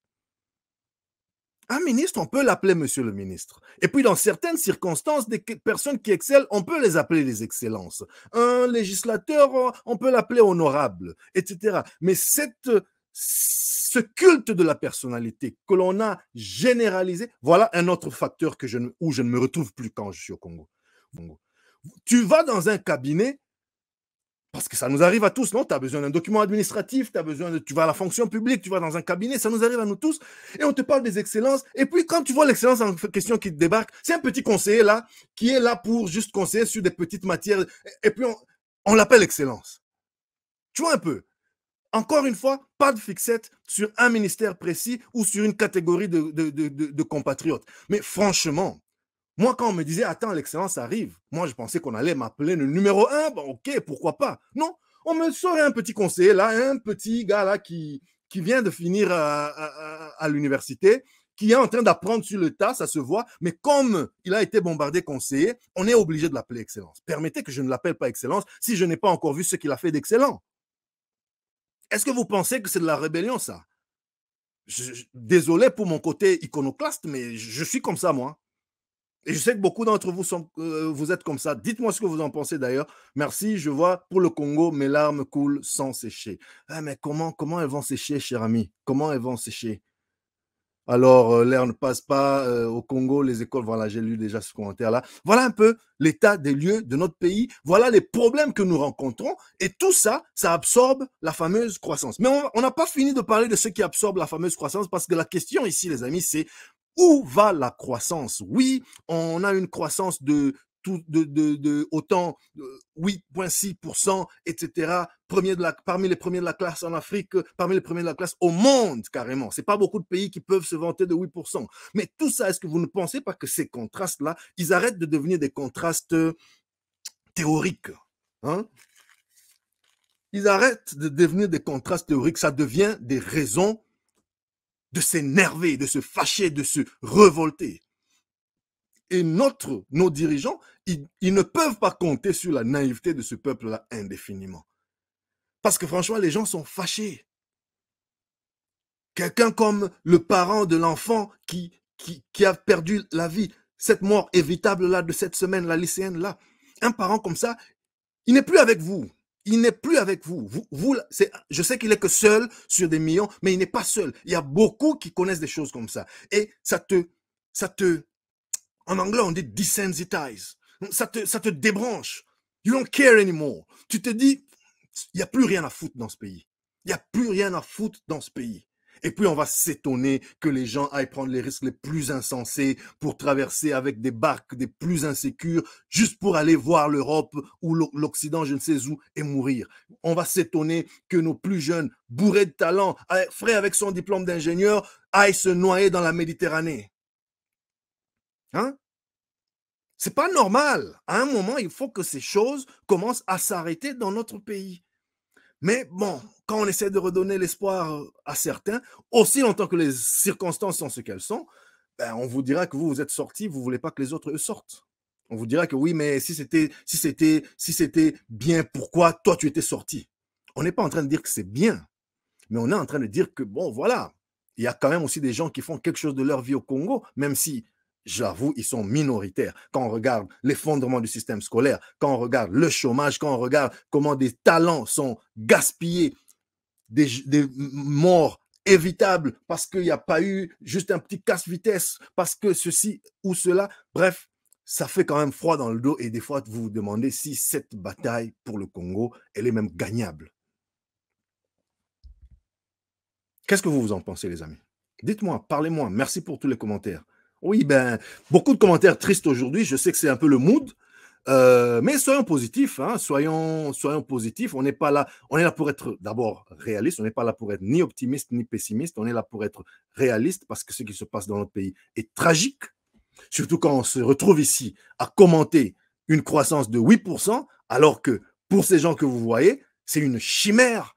Ils n'en ont jamais entendu parler, ils ne voient pas ça passer. Mais bon, voilà, essayons de comprendre que voilà, il y a des mécanismes économiques, notamment macroéconomiques, qui font que 8%, là, ça ne veut pas toujours dire que demain, ton avenir à toi, ton lendemain deviendra meilleur dès ce soir, mais dans une économie juste, il faut qu'il y ait de la redistribution. Il ne faut pas qu'il y ait toujours tout pour les mêmes et toujours rien pour les mêmes. Ça, c'est quelque chose dont il faut qu'on se répète et qu'on se mette ça dans le crâne parce que aussi longtemps que ça sera la réalité, on ne peut pas compter sur la cohésion sociale. Un pays déjà infiltré comme nous sommes, un pays déjà en train de se disloquer, un pays en proie à toutes sortes de menaces de balkanisation. D'autres vous diront même que la balkanisation, elle est déjà là. Vous n'avez qu'à lire le signe de temps, vous n'avez qu'à lire ce qui se passe. Mais bon, voilà, par miracle, par je sais quoi, la nation, elle tient encore. Alors, autant faire qu'elle tienne, autant faire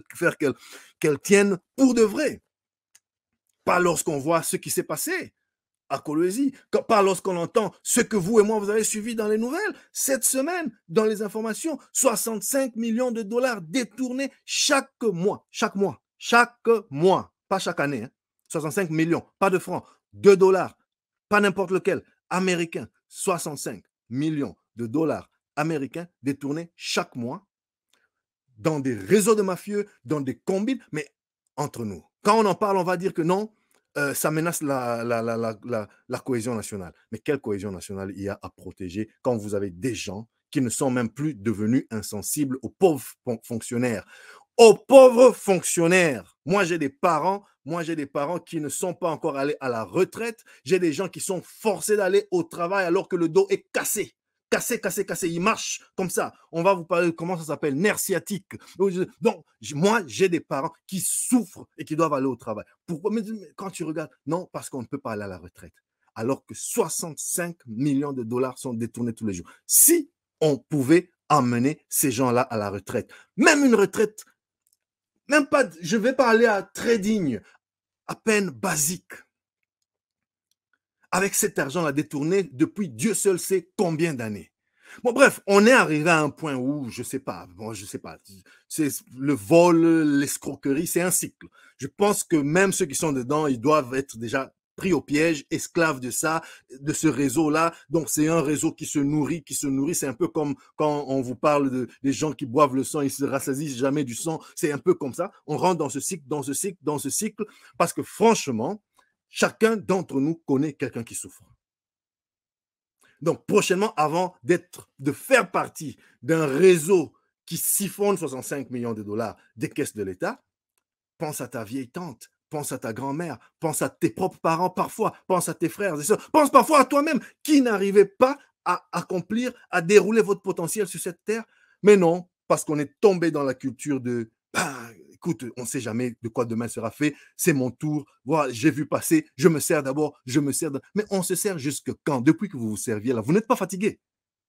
Vous n'êtes pas fatigué. Mais venez travailler, allons travailler, ouvrons des entreprises.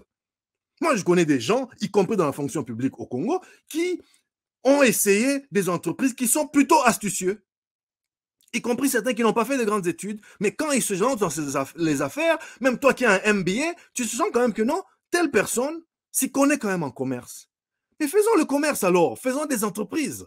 Pourquoi certains doivent toujours s'engraisser sur la bête, se nourrir toujours sur la fonction publique? C'est parce qu'il y a cette culture-là que non, l'État, c'est personne. Non, l'État, c'est pas personne, justement. L'État, c'est nous tous.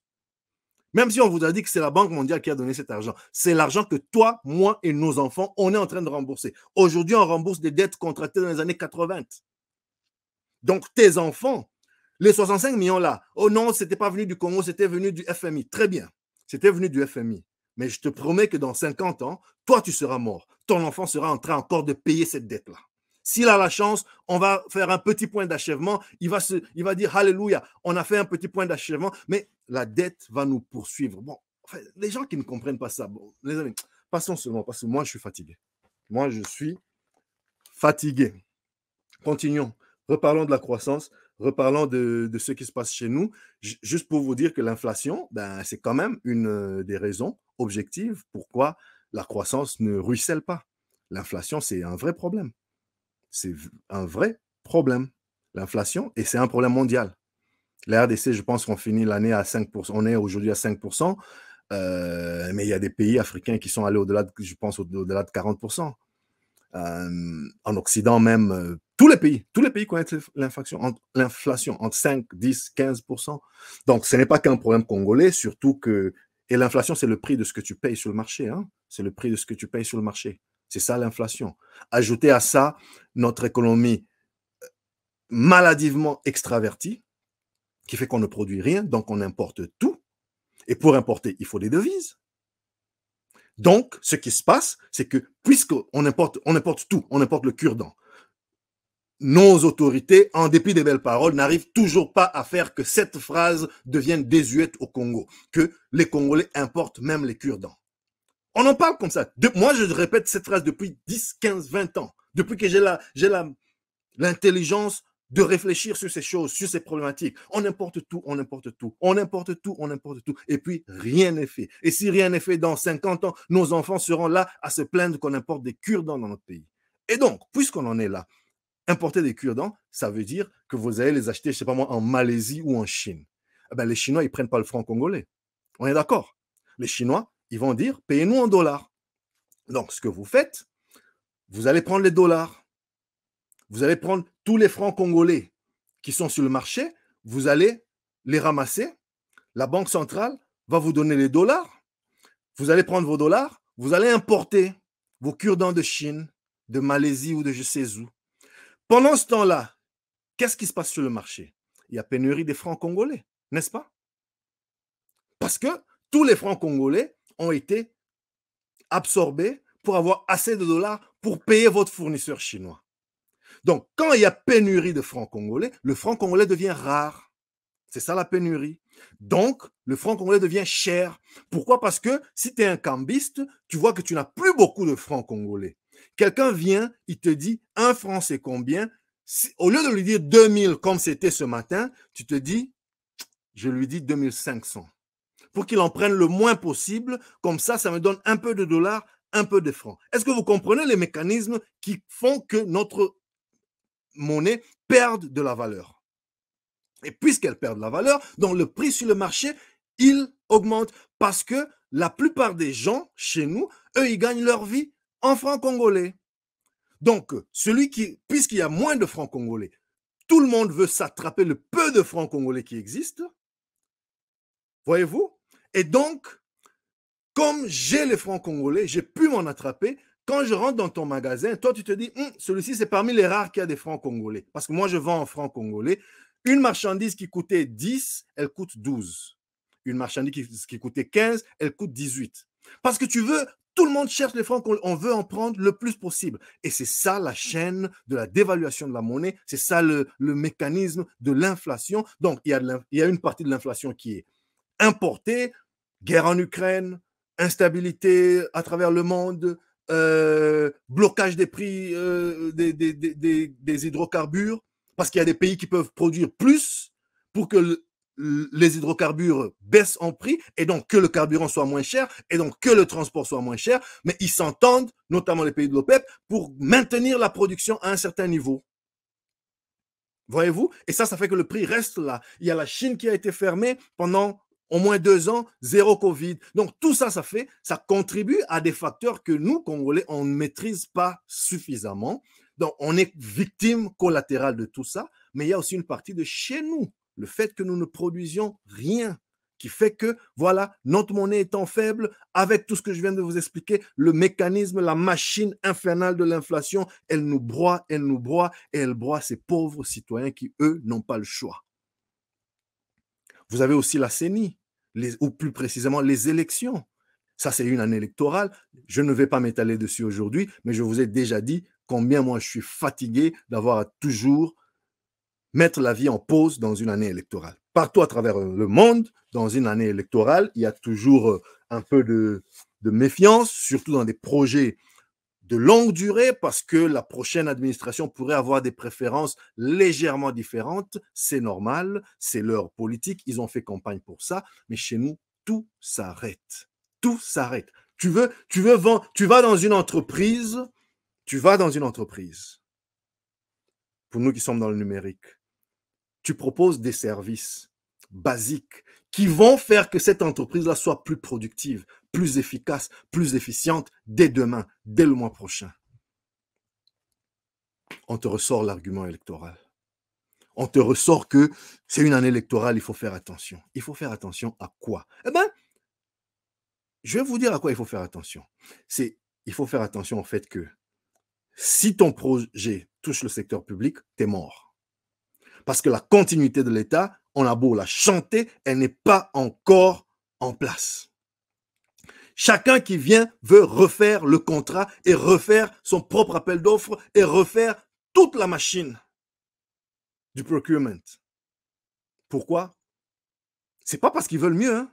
C'est pas parce que l'ancienne solution serait datée. Non, non, je vous garantis. C'est parce que derrière les marchés, il y a des commissions. Mais franchement, avec des gens comme ça, quand est-ce qu'on va développer notre pays? Quand est-ce qu'on va développer notre pays? Donc, vous voyez, on a comme ça des éternels recommencements parce que c'est une année électorale, si bien que même dans le privé, des industries, des secteurs qui apparemment ne devraient pas être très touchés par le fait qu'il y ait un nouveau président de la République, le fait qu'il y ait des remaniements au sommet de l'État d'ici l'année prochaine ou dans quelques mois. Mais ils vont vous dire que non, ce qu'il faut comprendre, c'est que ces gens-là sont nos clients. Donc, si on a un peu, on préfère garder. Parce que je ne préfère pas jouer toutes mes cartes aujourd'hui, parce que je ne suis pas sûr que ceux qui sont là, qui sont avec moi, ou qui me soutiennent, ou à qui j'ai dû faire mon démarchage, et puis je les ai finalement gagnés, les autres vont revenir, il faudra refaire la communication. Il faudra refaire le démarchage.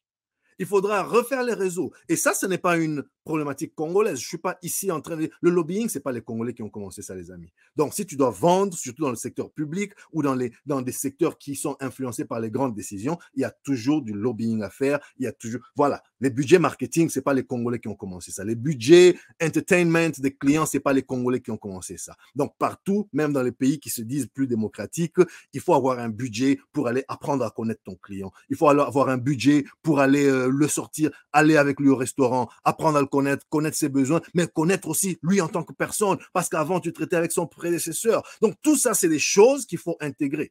Donc, ça fait qu'une année électorale, tout le monde appuie sur les freins, mais des deux pieds sur les freins. Parce qu'ils se disent, attention, si ça marche bien pour toi, ne gaspille pas toutes tes cartes. Le système informatique qu'on vient te vendre là, attends un peu. Parce que on ne sait jamais.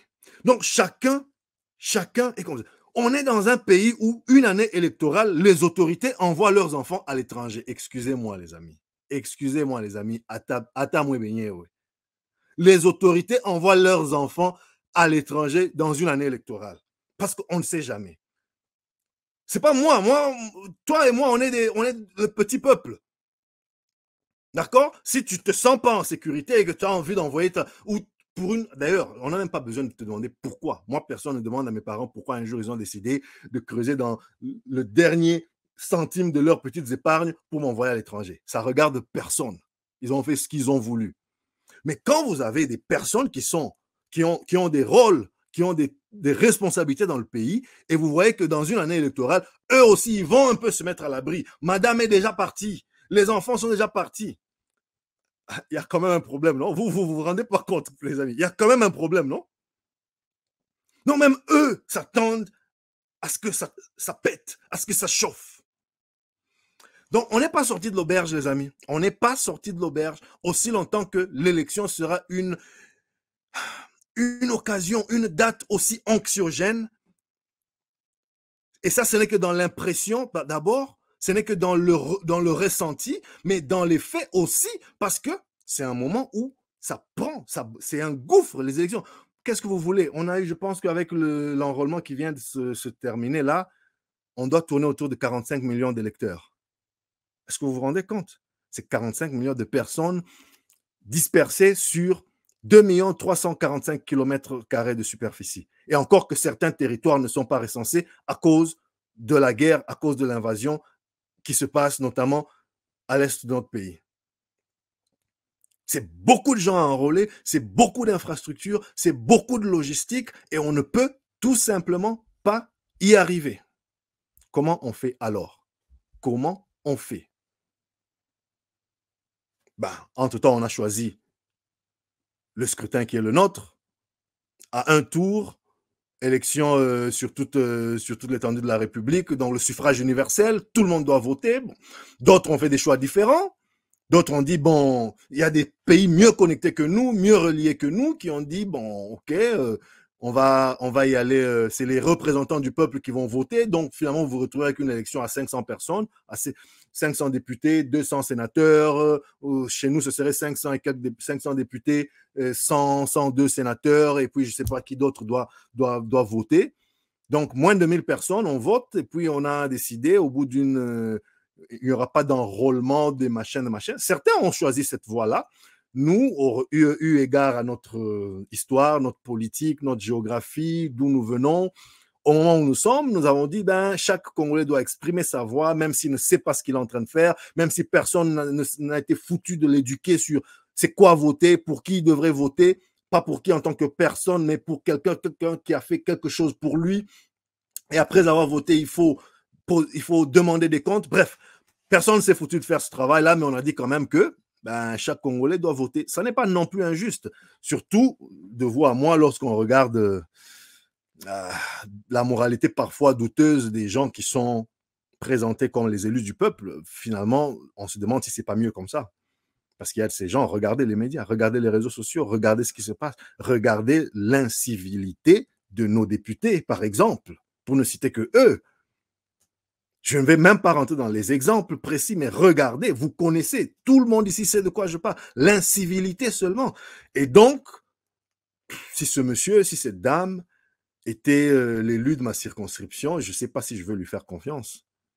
Je préfère alors carrément aller voter moi-même, de qui je veux, même si mon vote, on ne saura jamais ce qu'il en était advenu, mais franchement, quand tu regardes le calibre intellectuel, mental, moral de certains de ceux que nous appelons les élus du peuple et que nous appelons pompeusement honorables, moi, je permettez que j'ai des doutes.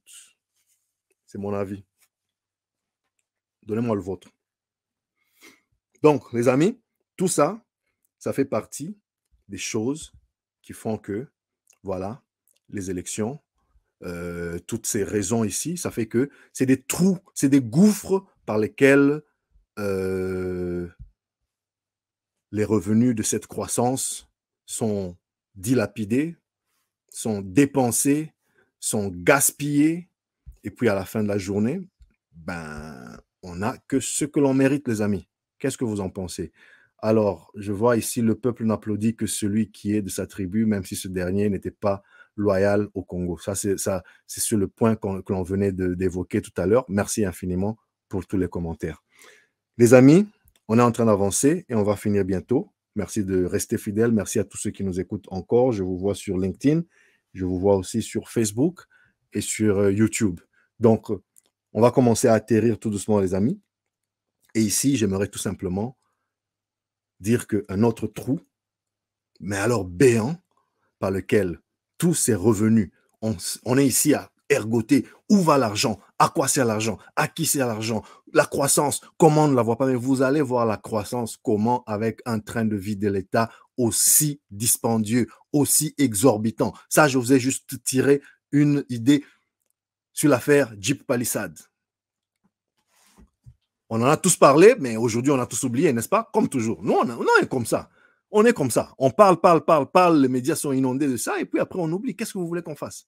Qu'est-ce que vous voulez que l'on fasse? Le peuple souffre trop, il a beaucoup trop de problèmes. Il ne va pas parler des palissades pendant 10 ans. Donc, il a compris qu'il s'est fait flouer, il a compris qu'il y a quelque chose qui ne va pas, il n'a pas compris les tenants et les aboutissants, on lui a dit que c'était des crédits, et puis plutôt, c'était pas des crédits, et puis si c'est des crédits, on lui a dit que c'était un don du président de la République, et puis c'était des crédits à la banque. Bon, bref, il n'a rien compris, il s'est indigné pendant, ça c'est le peuple, il s'est indigné pendant 1 jour, 2 jours, 1 semaine, 1 mois, et puis, bon, entre-temps, les enfants sont chassés de l'école, entre-temps, tu as un enfant qui meurt parce qu'il n'y avait pas de camion incendie qui est arrivé à l'heure. Bon, tu arrives à penser, tu finis par tourner la page. Tu finis par tourner la page. Tu dis, bon, ok, ils ont eu des palissades, ok, foutez-moi la paix. Foutez-moi la paix avec ces palissades-là. Même si c'est ton argent, même si c'est une dette que probablement tes enfants vont payer, si c'est sorti des fonds publics, et même si ce n'était pas sorti des fonds publics, on te doit ne fût-ce que la transparence de te dire, alors si c'était pas des fonds publics, c'était d'où? De qui? Qui lui a un salaire de combien? C'était un don? C'était quoi? Bon, voilà, juste comprendre. On veut juste comprendre. Bon, alors, quand le peuple congolais, on a toutes ces questions-là, et puis on est confronté au quotidien, bon, c'est dit, écoutez, c'est bon, on a compris. Let's move on. On évolue. Donc ça, c'est un problème. C'est un problème, le train de vie de l'État. Mais le train de vie de l'État, c'est pas seulement... On a souvent la tendance de caricaturer quand on parle du train de vie de l'État. On se dit, c'est l'exécutif, les ministres, etc. Donc, institution, président de la République, la présidence, les ministres et tout ça. On se dit, c'est les législateurs, les députés et tout ça. Mais c'est pas que eux. C'est pas que eux. C'est tout l'État. Donc, tout le surplus du budget ici, là, vous allez voir. Vous allez voir où il va aller. On a déjà parlé des élections et de tout ça. Vous allez voir, par exemple, les entreprises de l'État, les entreprises du portefeuille. Vous avez peut-être suivi, je suivais encore hier dans le récent rapport je pense, le 96e Conseil des ministres, le président s'est exprimé pour un peu que tout le monde se calme parce qu'il y a de plus en plus de conflits entre mandataires des institutions publiques. Et là, quand vous regardez, il n'y a que l'argent. Personne ne fait de conflits pour non, comment développer notre pays. Il n'y a que l'argent. C'est des cachets. C'est les présidents, c'est le conseil d'administration qui est fâché parce que de telle boîte, de telle entreprise d'État qui est fâché parce que le cachet de présence du conseil d'administration, du PCA et de tous ceux qui participent, c'est trop peu. Mais il faut quand même commencer à... En fait, des fois, quand on regarde les disputes dans notre pays, quand on regarde les problèmes, on se dit, en fait, est-ce que ces gens, ils ont vraiment compris la misère dans laquelle notre pays est? Moi, je veux bien qu'un président de conseil d'administration, je veux bien qu'un membre du board soit millionnaire, les amis. Je veux bien qu'il gagne très bien sa vie. Mais regardez les membres du board qui gagnent très bien leur vie. C'est des sociétés commerciales. C'est des sociétés qui peuvent vous montrer noir sur blanc combien elles ont produit. Donc, il n'est que juste que ces entrepreneurs qui ont pris le risque que vous et moi, on n'a pas pris, qui sont allés s'endetter, qui ont mis littéralement leurs mains à couper, voire plus, que eux deviennent des millionnaires parce qu'ils ont pris des actions, même si, évidemment, il y a certaines richesses qui, franchement, tu te dis, la société, elle est quand même mal calibrée parce qu'un individu, aussi intelligent, aussi risqué, aussi courageux soit-il, ne devrait jamais s'enrichir à ce niveau-là lorsqu'on considère qu'il n'y a qu'une poignée de personnes qui ont autant de richesses dans le monde entier qu'une poignée. Hein. Ils sont, je sais combien, peut-être 100, peut-être 200, peut-être 300. À eux seuls, ils ont autant d'argent, autant de richesses que la moitié de l'humanité. Bon, quelque part, on se dit, il y a quand même un peu de vanité dans tout ça. Mais encore, je comprends. C'est des gens qui ont des clients à qui ils vendent des produits et des services. C'est vrai, il y a beaucoup de spéculation, etc. Mais on peut voir. Mais franchement, tu es président du conseil d'administration d'une boîte qui ne produit rien. Hein? Il y a des boîtes comme ça, là, il y a des sociétés d'État, il y a des établissements d'État, il y a des trucs un peu bizarres, Cadeco, je sais pas moi, Sofidé. Je cite comme ça, hein, il y en a d'autres. Hein? Mais franchement, quand tu regardes où est l'entreprise, tu te demandes pourquoi on doit donner 20 000 $ de cachet de présence à son PCA dans tous les trimestres. Il a produit quoi?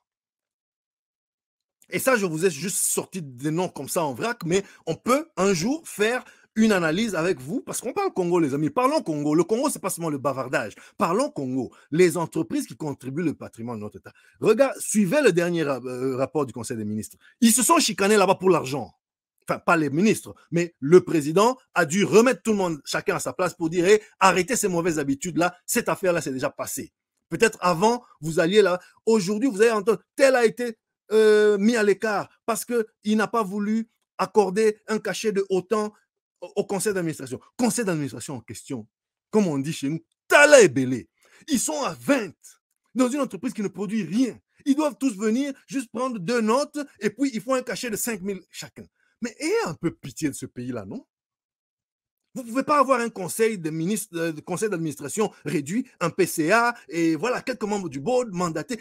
Aussi longtemps que ce sera ça notre problème, ne nous étonnons pas que les gens s'entretuent toujours pour les postes d'État chez nous. Que les partis politiques veulent toujours placer leurs pions.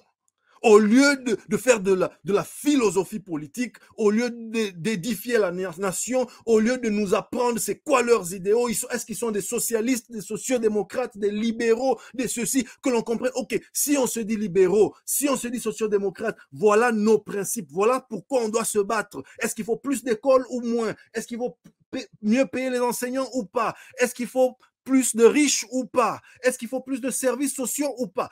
Ça, c'est les concepts qui vont faire, ok, que l'on sache, voilà, on est de gauche, on est de droite, on est du centre, on est des nationalistes, on est des souverainistes, on est des internes, des mondialistes. Bon, bref, qu'on se situe dans certaines cases, voire dans plusieurs cases, parce que même les clivages, même là où ça avait commencé, les clivages gauche-droite dans des démocraties soi-disant matures comme en France et autres, aujourd'hui, vous regardez, les clivages là sont dépassés, parce qu'aujourd'hui, c'est autre chose. On peut être de gauche, mais ne pas tolérer que voilà les femmes commencent à vendre leurs utérus. Voilà, voyez-vous, on peut être de droite et s'indigner de la richesse insolente de certains patrons. Parce que la droite, par exemple, typiquement, la droite, voilà, on veut protéger ceux qui créent la richesse, etc. Les libéraux notamment, etc. Bon, donc, il peut y avoir des nuances dans tout cela. On n'entend pas ça dans nos partis politiques. On entend qu'il faut aller, les mandataires.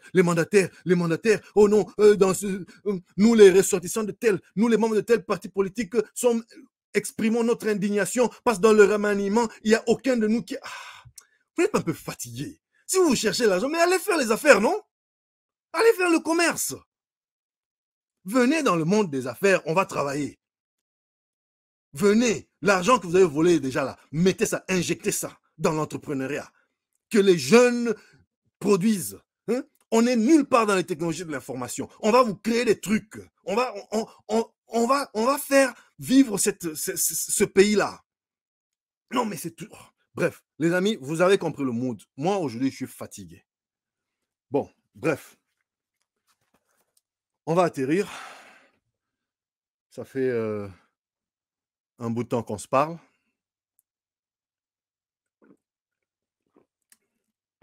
Quelques solutions, les amis. Parlons de quelques solutions. Parlons de quelques perspectives. Nous devons exiger de nos dirigeants, de nous-mêmes, partout où nous nous retrouvons, pour qu'il y ait une croissance inclusive. La croissance inclusive, en 2 mots, c'est quoi? C'est faire que la croissance profite à un grand nombre possible.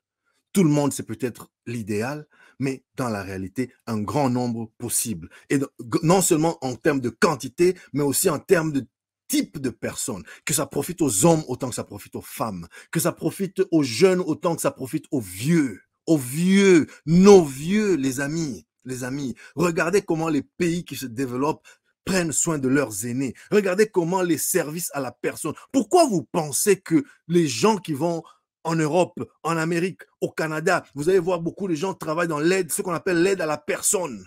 Selon le pays où vous êtes, on appelle ça PSW, CNA, les EHPAD, s'occuper des vieux. Il y a de l'argent là-dedans. Les États mettent de l'argent là-dedans. Tu vas voir quelqu'un de très digne. Ce n'est pas un travail, comment dirais-je, méprisable. Les vieux là, il faut bien quelqu'un. Mais qu'est-ce que tu veux? Qu'est-ce que tu veux? La vieille maman de 90 ans, le vieux papa de 95 ans, s'il est encore en vie, il faut bien quelqu'un pour aller lui changer sa couche. Désolé les amis, parlons des vérités. Parlons des vérités. Je sais que chez nous, ton grand-père, vous l'avez déjà caché derrière la maison là-bas parce que chaque matin, vous vous demandez pourquoi il n'est pas encore mort. Mais dans les vrais pays qui s'occupent de leurs aînés, et moi je suis tenté de dire, c'est pour ça qu'ils sont bénis. Ils s'occupent de leurs aînés, des gens de 105 ans. Tu te dis, mais pourquoi on le garde en vie celui-là? Mais il est là, il est aussi autonome que son état de santé le lui permet. Quand il est en forme, on lui fait marcher, on lui fait faire une petite marche dans le parc. Il peut un peu essayer de manger, même s'il n'a plus de dents. Il peut essayer de jouir un peu de la vie. Et qui paye? C'est l'État qui paye. Évidemment, s'il a cotisé, il a encore plus, lui. Ce qui est l'avantage de pourquoi on doit cotiser quand on est actif. Pour que quand on est retraité, eh ben, ces cotisations et les cotisations de ceux qui sont actifs puissent nous venir au secours pour améliorer notre style de vie. Donc, voyez-vous, les aînés, les personnes vivant avec handicap, c'est pas possible.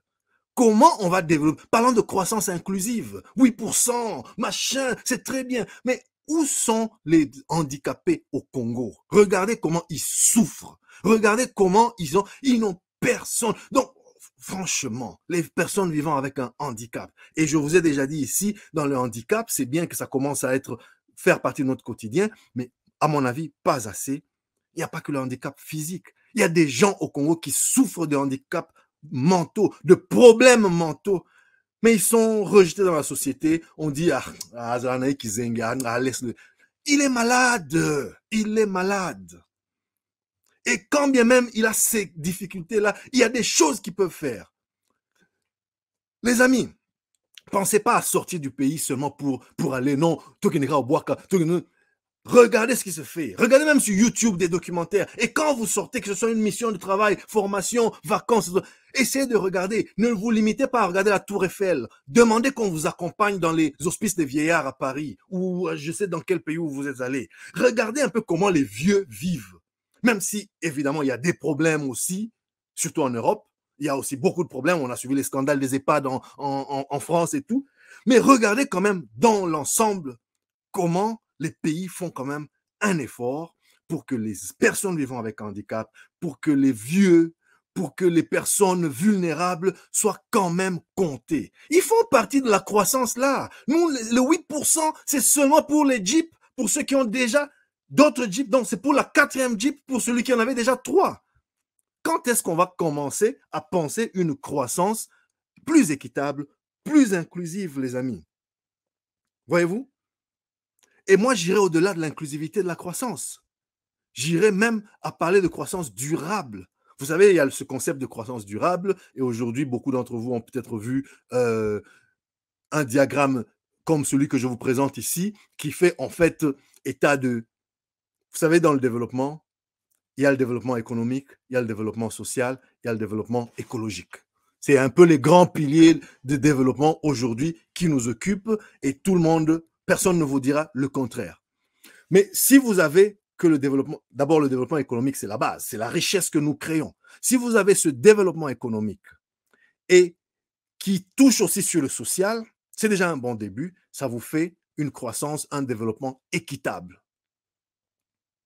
Mais ce développement-là, il n'est ni vivable, ni viable, parce qu'il ne prend pas soin de la planète avec ses ressources finies. On a commencé en parlant des hydrocarbures notamment, qui sont des ressources finies, c'est-à-dire qui ne sont pas infinies, qui sont limitées. Donc, croissance économique, croissance sociale, développement économique, développement social, au mieux, on aura une croissance équitable, c'est-à-dire chacun se retrouve plus ou moins, mais dans quelques temps, il ne sera plus ni vivable, ni viable, parce qu'on aura bousillé la planète, on aura bousillé les ressources limitées que nous avons. Donc, qu'est-ce qu'on fait? Il pourrait regarder un développement économique qu'on allie à un développement écologique. OK, pourquoi pas? Mais là, ça vous fait une croissance viable parce que vous prenez soin des richesses ou de la finitude des ressources planétaires qui sont les autres, mais ce développement-là, il est économique. Donc, il y a l'argent qui est pompé, c'est déjà un début. Il est écologique, il prend soin de la planète, il prend soin de l'environnement, pas seulement pour l'écologie, l'environnement, c'est là où vous et moi, on vit. Donc, il pourrait être viable, mais il ne sera ni vivable parce qu'il ne profite à personne, ni équitable parce qu'il ne profite à personne. À long terme, ça va s'effondrer. Vous pouvez prendre la croissance, le développement social et le développement écologique. Alors, le développement social, c'est, voilà, un peuple, une population épanouie, une population éduquée. Je ne sais pas comment vous faites tout ça sans le développement économique d'ailleurs, parce que le développement économique me paraît un peu la base, mais on peut avoir un tout petit développement économique et s'épanouir, dira-t-on, sur le plan social, spirituel. Vous voyez, il y a des peuples, vous savez, il y a des peuples qui n'ont pas beaucoup d'argent, vous savez, il y a des peuples qui sont pauvres, mais très dignes, très, très socialement épanouis. Hein? Des fois, tu rencontres quelqu'un, tu le regardes, il est habillé en guenille, tu veux un peu voilà, mais quand tu l'entends parler, tu te dis non, c'est pas un va-nu-pied. C'est quelqu'un qui a la tête sur les épaules, c'est quelqu'un qui a peut-être beaucoup étudié, c'est quelqu'un qui a une tête bien faite. Voyez-vous? Donc, on s'épanouit socialement, on respecte la planète, on respecte les ressources finies et non infinies que notre environnement, notamment écologique, nous offre. OK, on pourrait se retrouver avec un développement ou une croissance vivable, mais elle ne sera ni équitable, ni viable. Donc, ce qu'il faut faire, et cette illustration sur votre écran nous le montre à merveille, c'est viser un développement durable, à savoir un développement qui intègre l'économie, le social, l'écologie. Voyez-vous? Et donc, en faisant ça, on aura l'économie et l'écologie, ça nous fait un développement viable. L'écologie et le social, ça nous fait un développement vivable. Le social et l'économie, ça nous fait un développement équitable. Et au centre de tout ça, on se retrouve avec un développement durable. C'est ça que nous devons être là, vous et moi, et nos dirigeants en train de viser. C'est vers là que nous devons y aller. C'est vers là que nous devons cheminer. Mais là, nous, on se limite encore à des petites rapines à gauche, à droite, qui ne nous mènent absolument à rien. J'espère que ça vous aura édifié, les amis. J'espère que vous aurez tiré quelque chose. Et donc, il faut que l'on y arrive absolument. Et c'est un cheminement. Dites-moi ce que vous en pensez. Ça, c'est un graphique que vous avez beaucoup vu dans vos cours de management, que vous avez beaucoup vu même dans les réseaux sociaux. C'est vraiment, c'est des choses, dans votre MBA, on vous fait tout un cours, tout un module sur le développement durable. Est-ce qu'on peut commencer à intégrer ces notions aussi dans ce que l'on fait de développement? Quand tu intègres ce diagramme ici, reparlez-moi, dites-moi déjà, est-ce que ça vous parle? Est-ce que c'est quelque chose qui vous parle? Est-ce que vous avez vu ça peut-être dans un contexte académique, beaucoup trop académique, et que vous avez du mal à faire vivre ce concept dans la réalité? Ou peut-être que vous vivez un contexte similaire dans la réalité, mais académiquement, vous avez certaines lacunes qui ne vous permettent pas d'appréhender ces concepts. Parlons-en, on est là pour s'édifier, les amis. On est là pour se cultiver, s'édifier mutuellement. Voilà, les amis. Donc, je vais dire, il faut aussi qu'on pense à diversifier notre économie. Si on a parlé de l'économie qui était unijambiste, si on a parlé en début de l'économie qui était beaucoup trop portée sur les matières premières, à savoir l'extraction, c'est-à-dire le secteur primaire. Quand vous regardez l'illustration ici sur votre écran, vous voyez le secteur primaire en bleu, c'est vraiment c'est ce qui extrait les produits, les matières premières. Nous devons arriver à diversifier notre économie pour développer le secteur secondaire. Le secteur secondaire, c'est quoi? C'est la transformation, c'est la manufacture, c'est ce qui transforme les matières premières. Et puis, donc, vous vous retrouvez avec une industrie qui fonctionne, des industries comme le bâtiment, des industries comme, voilà, la transformation des matières premières, à commencer par les cailloux et les matières premières que nous extrayons souvent de chez nous.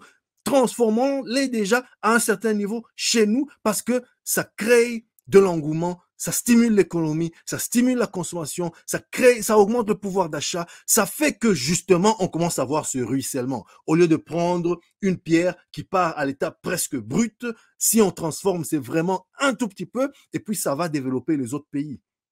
Mais la finalité, c'est aussi avoir un secteur tertiaires qui tiennent la route. Secteur tertiaire, c'est les services, les amis. C'est les métiers du service, c'est le commerce, c'est la finance, c'est le négoce. C'est d'ailleurs un secteur qui est parmi les plus faciles à lancer. Pourquoi? Parce qu'il ne demande pas toujours autant de capitaux que les secteurs primaires. Pour ouvrir une mine, il faut avoir des bennes, il faut avoir des machines pour aller vraiment extraire. Pour ouvrir une raffinerie de pétrole ou un puits de pétrole, il faut avoir de la machinerie, des équipements lourds.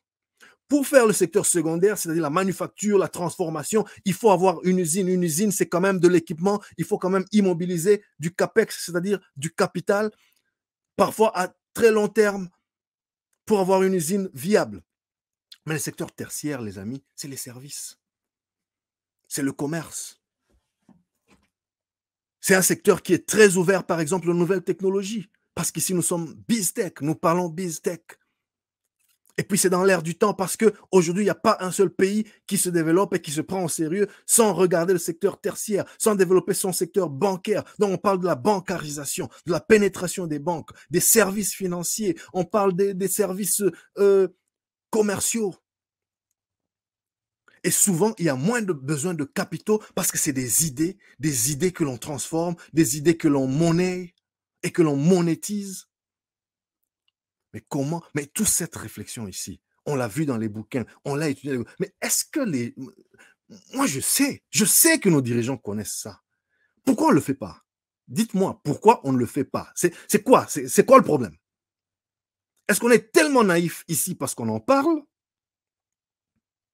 Je sais, chez nous, on dit, ouais, tu parles, tous ceux qui sont là, eux aussi, avant d'arriver là, ils parlaient comme toi. D'accord. Mais pourquoi est-ce qu'on s'est déjà posé la question, pourquoi avant ils parlaient comme ça, et puis depuis qu'ils sont arrivés là-bas, ils ne parlent plus? Certains vous diront, quand on est à table, on ne parle pas, surtout pas la bouche pleine. Ben, c'est peut-être ça le problème. Peut-être qu'ils ne parlent pas parce que la bouche est pleine, parce que je sais que notre pays est doté d'intelligence déjà théoriques, qui ont étudié toutes ces choses et qui vous ont théorisé tout ça mieux que moi. Mais intelligence, c'est pas seulement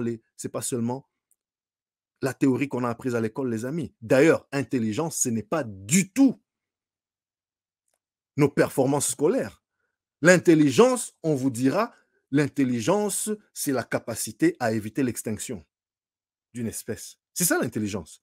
C'est pour ça qu'on voit certains animaux qui sont plus intelligents que d'autres.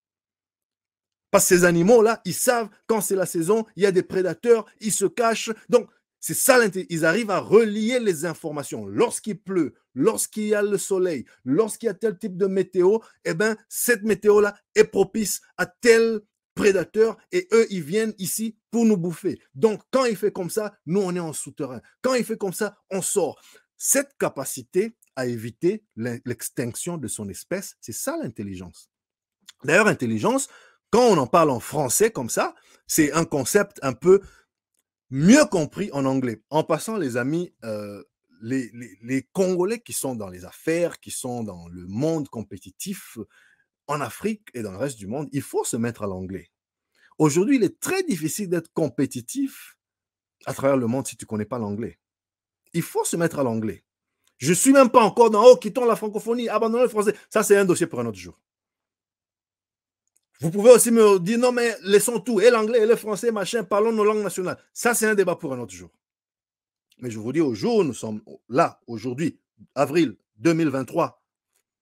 Si tu ne connais pas l'anglais, tu y vas toujours avec un désavantage, que ce soit dans le monde académique, dans le monde professionnel. Tu as un désavantage, chers frères, chères sœurs. Apprends l'anglais. Apprends l'anglais. Apprends l'anglais. On parlera un jour de ça. Et ce n'est pas faire l'apologie des langues du colon ou je sais quoi, vous allez me sortir des théories révolutionnaires. Je ne suis pas dans ça. Ce n'est pas ça mon propos. Je suis juste en train de vous dire que si tu es un opérateur économique, si tu es un professionnel qui veut être compétitif, si tu es un vendeur, si tu es un commercial, si tu es un ingénieur, quel que soit ton domaine, aujourd'hui, là, dans le monde actuel, tel qu'il est conçu avec ses bons et ses mauvais côtés, si tu ne connais pas l'anglais, tu as un désavantage structurel, fondamental. Moi, je te dis, tu peux me parler tout le français que tu veux, moi aussi, je te parle en français. Et d'ailleurs, le français est une langue que moi j'aime bien. Donc ça m'énerve quand les gens parlent mal français parce que j'ai été élevé comme ça. On a été élevé, le français étant déjà ce qu'il est. Quand tu parles mal, déjà on se moque de toi. Mais c'est une langue, c'est une culture. Tu véhicules le français, une langue riche. Donc quand quelqu'un parle français et un français très pauvre, et bon, bref, c'est comme si tu roulais une Ferrari en brousse. Donc le français est une belle langue. C'est pas mon sujet. Je suis juste en train de te dire, si tu es dans les affaires, si tu es dans la biztech, si tu es dans le business, si tu es dans la tech, arrête ce gros dos-là que non, moi, je sais, français, c'est bien. Nous aussi, on parle français, Yaya. Nous aussi, on parle français. Apprends l'anglais. L'anglais, là, c'est une langue qui va t'aider à être plus compétitif à travers le monde. Apprends l'anglais.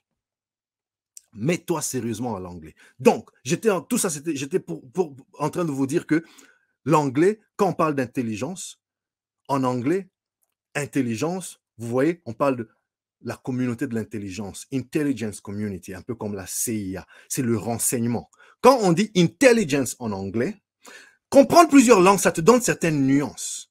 Tu vois, en anglais, quand on te dit tu es intelligent, en français, quand on dit tu es intelligent, c'est que surtout nous autres, vous qui partagez mon background, nous les Congolais, peut-être nous qui avons été colonisés par les Belges, peut-être nous les francophones, peut-être même les Français eux-mêmes. Souvent, intelligent amène à quelqu'un qui a des bons points à l'école, qui a excellé académiquement. Pourquoi pas? Pourquoi pas? C'est déjà un signe, parce que si tu es complètement bête, ça risque d'être compliqué. Mais là encore, il y a beaucoup de questions. En anglais, quand on te dit intelligence, intelligence, ça renvoie au renseignement. Et le renseignement, c'est quoi? C'est collecter des informations. Gauche-toi. Quand on te dit la CIA, Central Intelligence Agency, c'est quoi? C'est le renseignement. Appelez ça espionnage si vous voulez. C'est-à-dire, on prend qu'est-ce qui se dit ici, qu'est-ce qui se dit là, qu'est-ce qui se dit là, on synthétise. C'est ça le mot intelligence en anglais. Quand on dit business intelligence, pour s'en rappeler à un concept plutôt informatique, plutôt business. Business intelligence. Voyez-vous? C'est-à-dire, c'est la capacité à synthétiser les différentes informations dans une entreprise, où qu'elle soit. C'est pas non, celui qui a eu 80 à l'école est plus intelligent que celui qui a eu 75. Non, là c'est intelligence, c'est-à-dire prendre, faire une synthèse qui permette de prendre la décision. Voyez-vous, qui permette de prendre. C'est pour ça qu'on parle de ça en français, par exemple, les Business Intelligence Systems, on en parle comme système d'aide à la décision. Donc, frère, arrête le gros dos, va apprendre l'anglais. Va apprendre l'anglais. Quand tu apprendras l'anglais, tu comprendras que intelligence en anglais, c'est un peu différent dans la nuance, dans la conception du terme que intelligence en français. Ça t'ouvrira une autre fenêtre sur le monde. Les amis, on a fini. On a fini. Réduisons notre train de vie de l'État. Que notre État réduise le train de vie. Qu'on arrête de parler. Moi, je suis fatigué de parler. Cette croissance-là, elle est beaucoup trop absorbée. Les 8% là qu'on est en train de célébrer, vous verrez, ils sont passés de 6% à 8%. De 6, c'était quoi? 6,2% à 8,6%. Le delta, là, il va partir dans les salaires.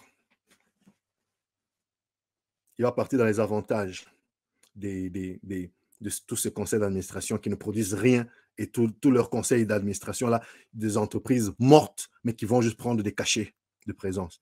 Il va partir dans...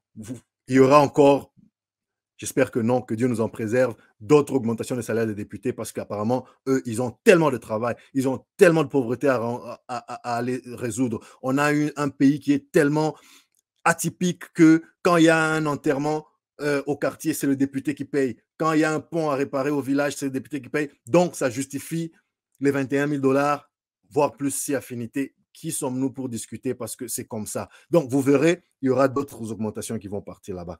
Ils vont partir dans les cachets des conseils d'administration. Là, il y aura, quoi qu'il arrive, après les élections, il y aura remaniement, c'est-à-dire il y aura des indemnités de sortie, il y aura des indemnités de départ, il y aura peut-être un nouveau Premier ministre, peut-être le même, j'en sais rien, mais il y a toujours des mouvements. L'installation, là, c'est des millions qui vont sortir, voire des milliards. Au bout du compte, on sera ici, en 2024, en train de commenter la croissance de 2023, qui aura probablement été encore assez bonne parce que les cours des matières premières seront restés assez hauts. Résultat, pour le quotidien des Congolais, on n'aura rien fait. On n'aura rien réalisé. Voilà un peu le cycle, le cercle vicieux, l'engrenage mortel dans lequel nous sommes empêtrés, nous, Congolais. Comment en sortir? Comment en sortir, les amis? L'État a des instruments. ANADEC, Agence nationale de développement de l'entrepreneuriat congolais. FOGEC, Fonds de garantie de l'entrepreneuriat congolais. ARSP, Autorité de régulation de la sous-traitance du secteur privé. FPI, Fonds de promotion de l'industrie. Et ça, ce n'est qu'un échantillon. Parce qu'on dit l'État. Ce n'est pas l'État qui va venir ouvrir des entreprises. Mais l'État a des outils, comme ceux que vous voyez ici, et d'autres encore, pour créer le fameux environnement. On s'est toujours répété la phrase, l'État ne crée pas des jobs, l'État ne crée pas des emplois, l'État crée un environnement. Mais c'est ça l'environnement. Financer les PME, encourager la sous-traitance locale, c'est ça les outils dont l'État dispose. Donc l'argent de cette croissance-là, donnez à ces gens-là. Mettez-y des gens, s'il n'y a pas déjà des gens d'une intégrité, mais alors non négociable et sans faille. Financez les petits entrepreneurs. Finançons les petits entrepreneurs. Voyez-vous? Parce que quand tu donnes 10 000 $ à un entrepreneur, mécaniquement, tu as créé de l'emploi. Mécaniquement, tu as créé de l'emploi. Parce que cet entrepreneur, il va passer plus de commandes.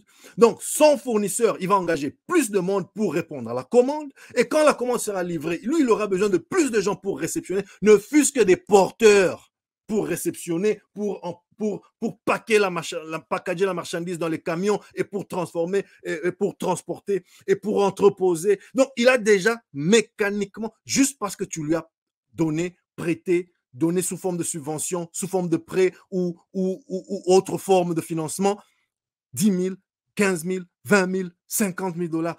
Mécaniquement, automatiquement, tu as créé de l'emploi. Quand on dit l'État ne crée pas les emplois, c'est ça. L'État ne va pas créer. On ne veut pas que l'État ait des entreprises maintenant que l'État devienne un entrepreneur. Non. Mais l'environnement que l'État doit créer, c'est ça, à travers ces leviers dont il dispose. Et ces leviers dont on parle de plus en plus. FOGEC, Fonds de garantie des entrepreneurs. Dites-moi, qu'est-ce que vous en savez? Est-ce que ça marche? Comment ça marche? Est-ce que c'est encore une autre clique népotique où c'est toujours les mêmes, les neveux et cousins de tels qui s'enrichissent et qui gagnent les contrats? Ou vous sentez qu'il y a de la méritocratie? Moi, j'espère qu'il y a de la méritocratie et j'espère qu'il y en aura encore plus. Je voulais vous laisser avec cette petite image, les amis, que notre État fasse un effort, que notre État subventionne les petites entreprises, que notre État ait des systèmes de prêts pour les petits entrepreneurs, pour qu'eux aussi respirent, pour qu'ils soient compétitifs et que les entrepreneurs aussi, chers entrepreneurs, devenons un peu sérieux. Je parle de vrais entrepreneurs parce qu'un entrepreneur, c'est quelqu'un qui a une vision, c'est quelqu'un qui a un problème dans la société à résoudre. C'est ça un entrepreneur. C'est pas les entrepreneurs des palissades. C'est pas les complexés, les gens qui ont grandi avec un complexe que moi, le premier 50 000 $ que je vais toucher dans ma vie, je dois acheter une Jeep. C'est pas ça un entrepreneur. C'est pour ça que des fois, c'est bien d'avoir quand même un peu grandi dans... Tu vois la pauvreté infinie dans laquelle la plupart de nos compatriotes sont plongés. Ils grandissent avec ce complexe-là, ils se disent, il faut, allez, je dois aussi. Tu vois, donc tu es un entrepreneur, tu gagnes ton premier contrat, tu as ton premier prêt de 50 000 $.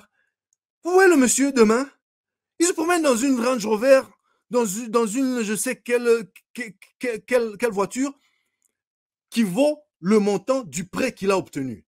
Mais ça ne va pas dans la tête, cher ami. Ça ne va pas là. Ça ne va pas. Il y a quelque chose qui manque. On t'a prêté l'argent pour développer une entreprise, pour créer des emplois, pour payer des salaires et pour pérenniser ton entreprise comme ça. Toi, le premier contrat de 50 000 $, tu sautes, tu vas t'acheter, je ne sais pas quelle dernière. Tu sais, j'ai même du mal à penser aux voitures parce que les voitures, c'est même pas trop mon fort. Parfois, ça aide d'avoir une enfance, même pas trop choyée, mais seulement où vous avez quand même suffisamment. Parce que franchement, et ça c'est pour insulter personne, mais quand les parents ont un moyen de locomotion, même si ton père n'a jamais conduit de Porsche, mais au moins tu sais que quand la plupart du temps, tu ne faisais pas les pieds des kilomètres pour aller à l'école, papa te déposait, il y avait quand même le minimum dans la maison, tu as grandi avec tout ça. Le jour où tu as ton premier 100 000 $, le jour où tu as ton premier 500 000 $, t'es pas là porté à faire des folies. Parce que tu as déjà vu tout ça, tu as déjà vu. Tu as compris que un véhicule, c'est avant tout un moyen de locomotion. Maintenant, quand tu es un entrepreneur, bon, ok, d'accord, peut-être qu'il faudrait que tu sois un peu dans quelque chose qui reflète un peu plus ton rang, mais pas au détriment de la croissance de la boîte. Et pas quand c'est pas l'argent de la société. Si c'est toi qui as produit, ben écoute, qui es-tu pour aller demander à Bill Gates quelle voiture il doit rouler? Et lui, Bill Gates, tu vas voir, il roule une voiture très simple. Mais c'est le fondateur de Microsoft, de tout ce que tu veux. Toi, tu n'as encore rien créé. Rien. Tu es là, tu es encore en train de tirer le diable par la queue. Tu veux déjà aller rouler, je sais, des voitures de 300 000 $, de 500 000 $, de 200 000 $, de 50 000 $, alors que pour payer tes 4 salariés là, moi, je ne sais pas comment les gens font. Tu as des salariés, tu as 4, 5, 10 salariés, ils ne sont pas payés, mais toi, tu prends l'argent, le prêt que tu as eu au FOGEC ou je sais où, tu vas acheter cette grosse moulure-là. Mais ça ne va pas à la tête, les amis. Tu vois, tout ça, c'est la culture. C'est pour ça que trop de souffrance, ça nous détruit. Si on peut déjà commencer à sortir cette génération un peu de la souffrance, on aura des entrepreneurs de demain qui seront moins complexes et qui dira, j'ai gagné un contrat à 200 000 $, je vais peut-être un peu upgrade ma voiture, mon lieu de résidence, pour que ça reflète un peu mon rang, mais jamais au détriment de l'entreprise. On va te dire, mais toi, là, tu parles là parce que tu n'es pas ici, toi. Toi, là, tu parles là parce que tu n'as pas compris, toi. Akin, tu es le PDG, tu arrives à l'entreprise, tu arrives au boulot en catch. Les petites voitures, là, les catch. Tu arrives au boulot dans une petite voiture, là, un peu bizarre. Non, il faut qu'on sente. Il faut qu'on sente dans le parking. Tous les employés viennent à pied, mais on doit voir, ça, c'est la voiture du boss. On est en train de nettoyer la voiture du boss. Oh, les amis, soyez un peu décomplexés. C'est quoi cette affaire-là? Ce matérialisme-là, il commence à fatiguer. Bon, bref, on va se laisser là, les amis. Ça nous fait de la bonne matière. Commentez sur les réseaux sociaux. Partagez. Facebook, LinkedIn, YouTube. Je suis le vôtre. Je suis votre frère. J'étais un peu fâché aujourd'hui. J'étais un peu... Voilà. J'étais pas de très bonne humeur. Même si le sujet, il était plutôt intéressant. Pas parce qu'il était joyeux, mais parce que la croissance, c'est une... Voilà, on peut commencer à être joyeux, mais on peut aussi se poser beaucoup de questions. C'est ce que j'ai fait avec vous. À vous tous qui avez commenté, je dis sincèrement merci. À vous tous qui vous abonnez, je dis sincèrement merci. Continuez ensemble, essayons un tant soit peu d'éclairer les masses, les informer du progrès, les outiller pour la concurrence. Moi, c'est Dr. JP Mouka. Abonnez-vous massivement. Prenez soin de vous et des vôtres. Tap, tap.